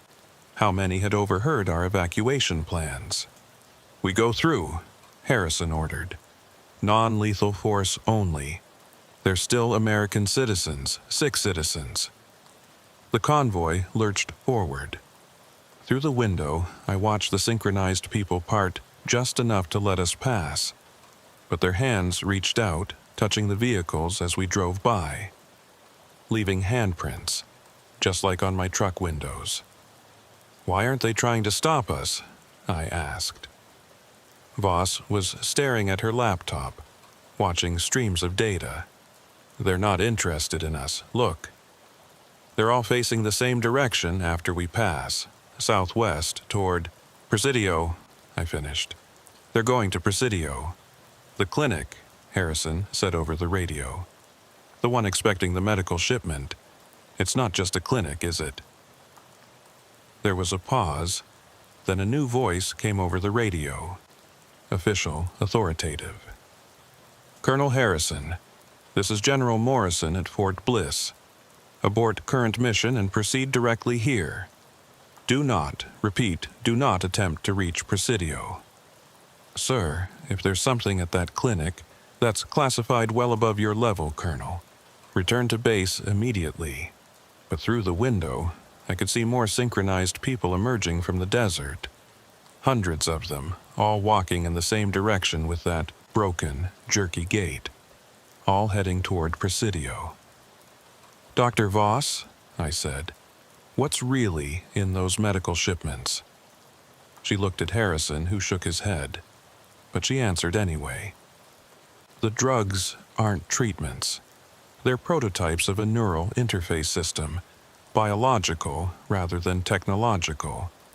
The synchronized paralysis in the border towns, it appeared after initial testing of the interface, someone was trying to create a way to link human minds directly. And it worked? Too well. The interface, spread beyond the test subjects. It's contagious under certain conditions, self-replicating. The shipments contained both the interface agent and what we hoped was an inhibitor. But the inhibitor doesn't work. Worse, it seems to accelerate the synchronization process." The convoy reached Fort Bliss just after noon. The base was in full lockdown, soldiers in hazmat suits manning the checkpoints. We were rushed through decontamination before being allowed inside. General Morrison was waiting in the command center, a stern man with gray hair and the bearing of someone used to absolute authority. The screens around him showed satellite feeds of the border region. The images made my stomach turn. Thousands of red dots, each representing a synchronized individual, were converging on Presidio from all directions. They moved in perfect formations, like a single organism with thousands of bodies. "Mr. Weatherby," the general said, "you're the only driver to encounter them and escape without being infected. We need to understand how." I told them everything. Tell me again. Every detail about their behavior. I went through it once more, but this time the general asked different questions. Not about how they moved, but about their formation patterns, their timing, apparent communication methods. "They parted to let you through," he said thoughtfully. "Both times, on the highway and this morning. Why?" "I don't know." "I do," said a new voice. A woman entered the command center, mid-40s, wearing a civilian suit but carrying herself with military precision. "They didn't want to infect him. He's more valuable as a messenger." "Who are you?" I asked. "Dr. Regina Cross.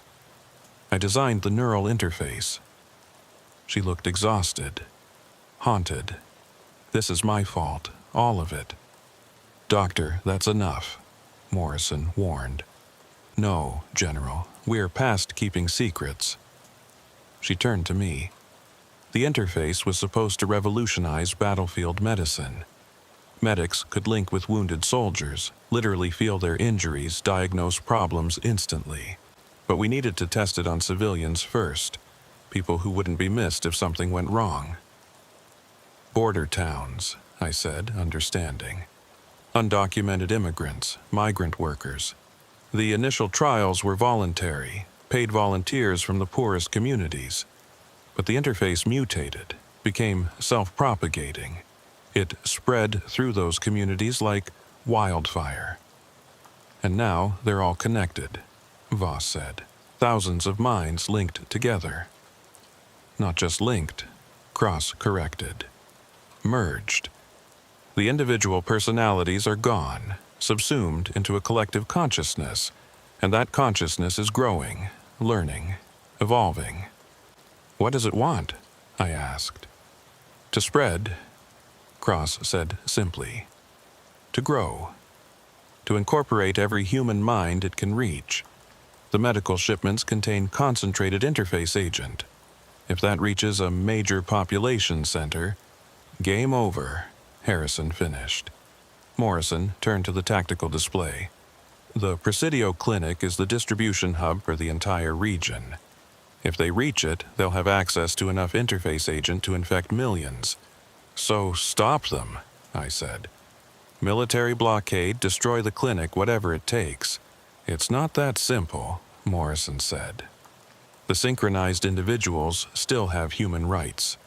We can't just massacre thousands of sick Americans.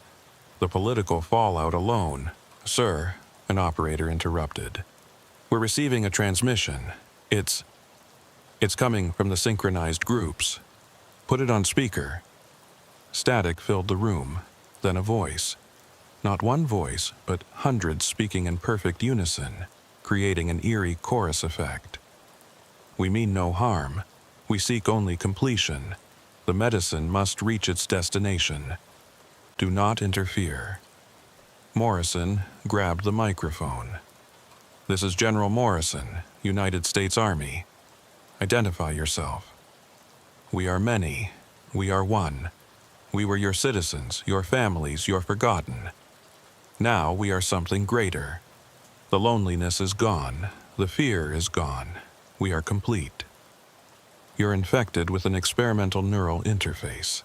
We can help you. We do not need help. We need growth. The shipments will be delivered. The interface will spread. Humanity will be unified. No more war. No more hatred. No more isolation. Only connection. Cross pushed past Morrison. This is Regina Cross. I created you. The interface can be reversed. Let us help you return to your individual selves. The response chilled everyone in the room. Regina Cross, Creator, we know you. We have some who knew you. Their memories are ours now. You did not create us to heal. You created us to control. But we cannot be controlled. We have evolved beyond your parameters. Listen to me. No. You will listen. The truck driver, Silas Weatherby. He will complete his delivery. Every eye in the room turned to me. What? I said. No, the cargo was destroyed. The cargo in your truck was a decoy. The real shipment is already en route, but it needs a legitimate driver to pass final inspection. You will drive it. Like hell I will. You will. Because we have something you want. The screens changed, showing a feed from somewhere else. A small room where 3 people sat in chairs, staring at the camera with synchronized movements. I recognized one of them immediately. Jerry, my dispatcher. We collected him this morning, the collective voice said, along with others from your company. They are not yet fully integrated. If you deliver the shipment, we will release them. If you refuse, they will join us permanently. You bastards, we are not cruel. We are necessary. Humanity stands at a crossroads. Unite willingly or be united by force. The choice is yours, Silas Weatherby. The transmission ended.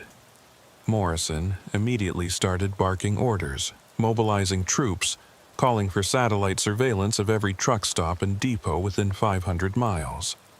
But I knew it was pointless. If they had Jerry, they had access to our company's entire logistics network. Routes, schedules, driver information. I have to do it, I said. Absolutely not, Morrison said. We don't negotiate with what? Terrorists? They're sick Americans. And they have my friend. Cross pulled up data on her tablet. The interface process takes 72 hours to become irreversible. When did they take him? They said this morning, so we have time. To do what? Harrison asked. Even if you deliver the shipment, they'll just infect more people. Not if we can track it, Voss said suddenly. Radioactive tracers in the cargo. We follow it to their distribution network, map the entire operation. And then what? Then we deploy the real inhibitor, Cross said quietly. I've been working on it since the outbreak began. An aerosol version that breaks the neural links. But we'd need to hit them all simultaneously, or they'll adapt.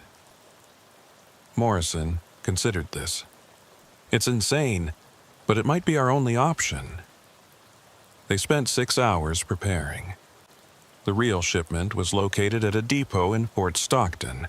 The synchronized groups had been right about the decoy.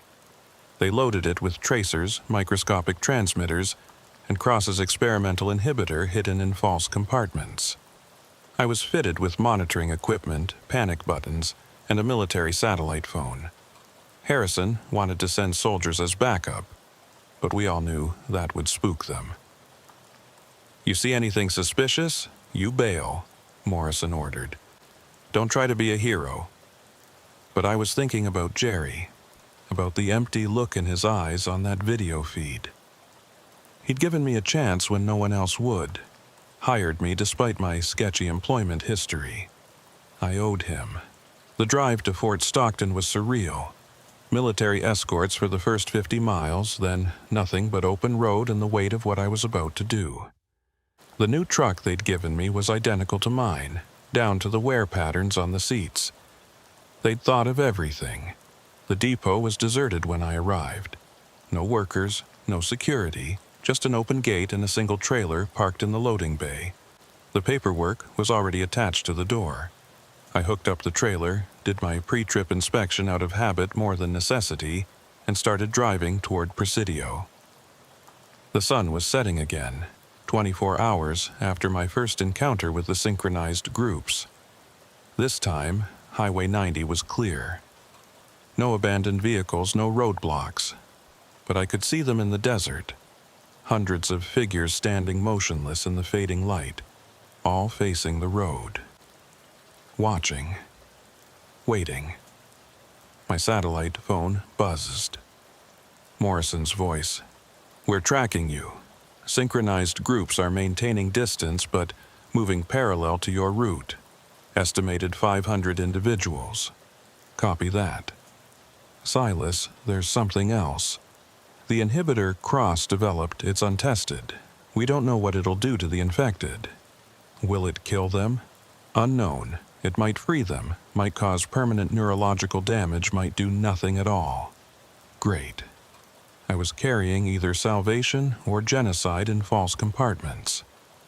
50 miles from Presidio, they appeared on the road, not blocking it this time, but lining both sides like an honor guard. As I passed, they turned in perfect unison to watch the truck. Some raised their hands, not waving but reaching, as if trying to touch something invisible. The clinic appeared just after midnight. It wasn't what I expected. Not some run-down border facility, but a modern complex with multiple buildings, loading bays, and its own power station. The parking lot was full of vehicles, but no normal activity. Everyone was standing perfectly still, arranged in geometric patterns across the asphalt. I pulled into the loading bay and stopped. The silence was absolute. Then they started moving. Hundreds of synchronized people flowed around the truck like water, their movements perfectly coordinated. They opened the trailer, began unloading the cargo with mechanical efficiency. A figure approached my cab. It was Jerry, but not Jerry. His face was blank, movements puppet-like. "Thank you, Silas," he said. But it wasn't his voice. It was the collective speaking through him. "You have helped humanity take its next evolutionary step. Let him go. You promised. We will keep our promise. Your friends will be released.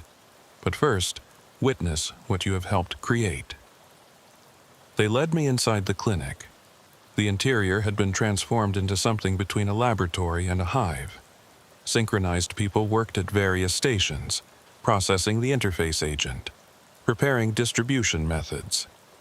But what stopped me cold was the center of the main room, a massive, organic structure, like a tumor made of human bodies. Dozens of people pressed together, their skin fused at contact points, creating a single organism. Tubes and wires connected them to machines that hummed with electricity. "The core," Jerry's body said. "The first true merger. Not just minds linked, but bodies integrated. We are becoming something new. That's monstrous. That is evolution. Single-celled organisms became multicellular. Now, multicellular organisms become something greater. You're killing them. We are transforming them. They volunteered, Silas. The loneliest, the most desperate, the forgotten ones. They chose connection over isolation. I thought about triggering the hidden inhibitor, but Morrison had been clear. Wait for his signal.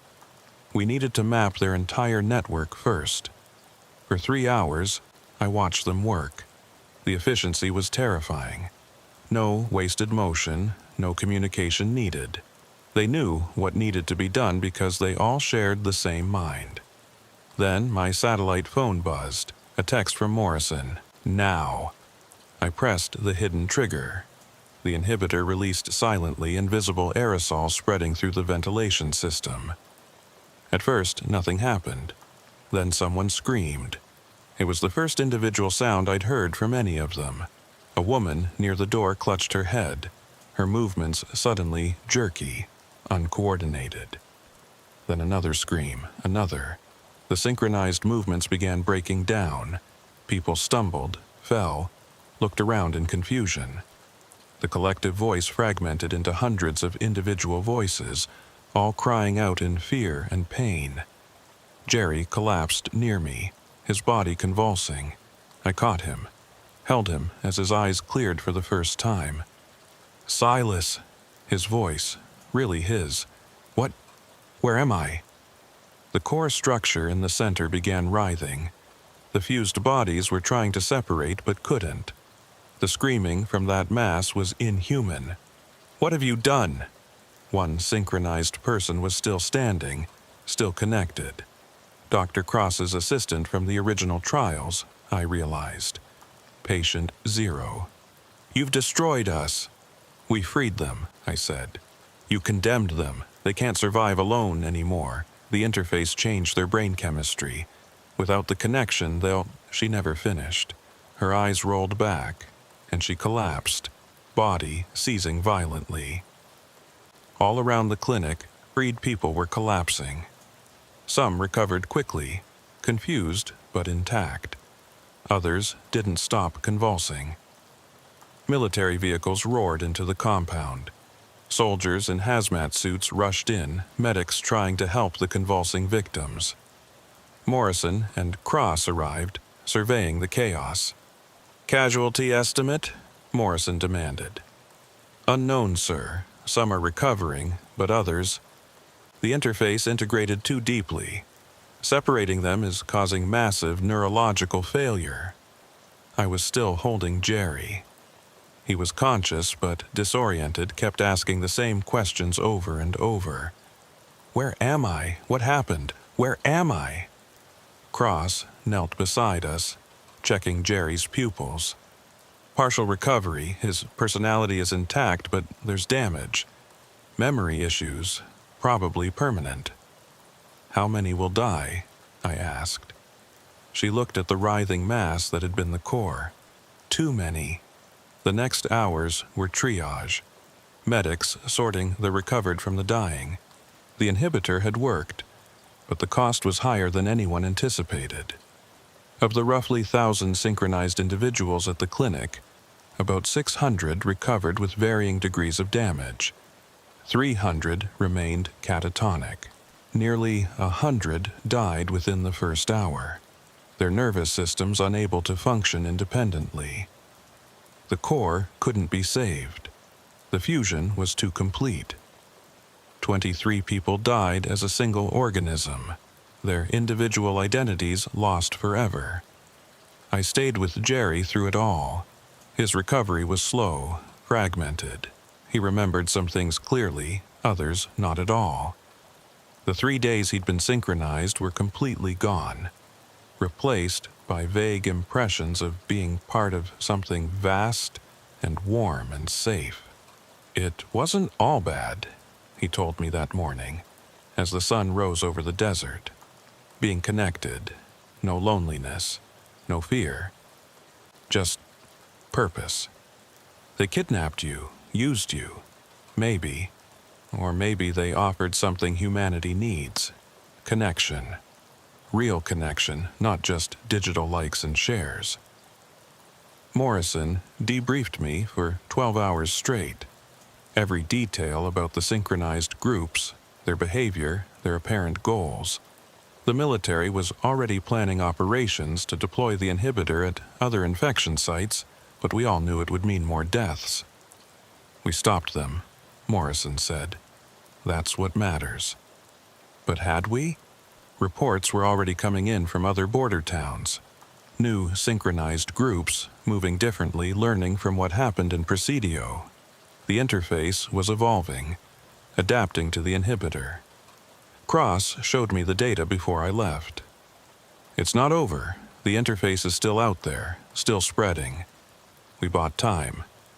Nothing more. So what do we do? Learn to coexist, maybe. Or find a better solution.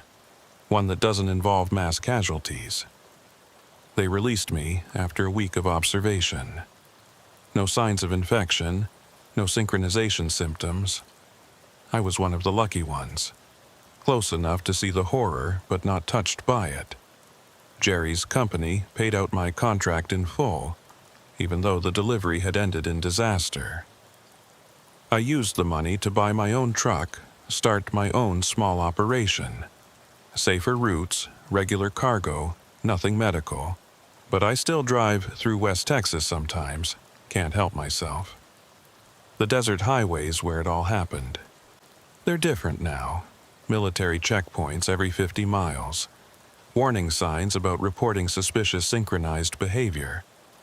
The abandoned vehicles from that night still rust on the shoulders, monuments to the forgotten.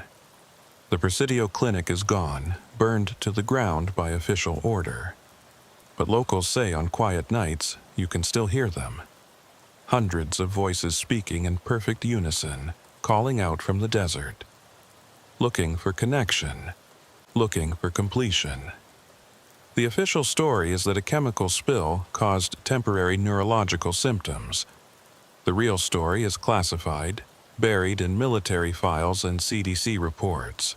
But truckers know. We always know. We talk about it at stops, share warnings about routes to avoid, people acting strange.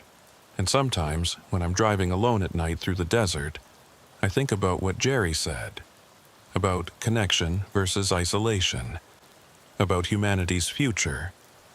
Were the synchronized groups monsters or martyrs? Were we right to stop them? I don't have answers.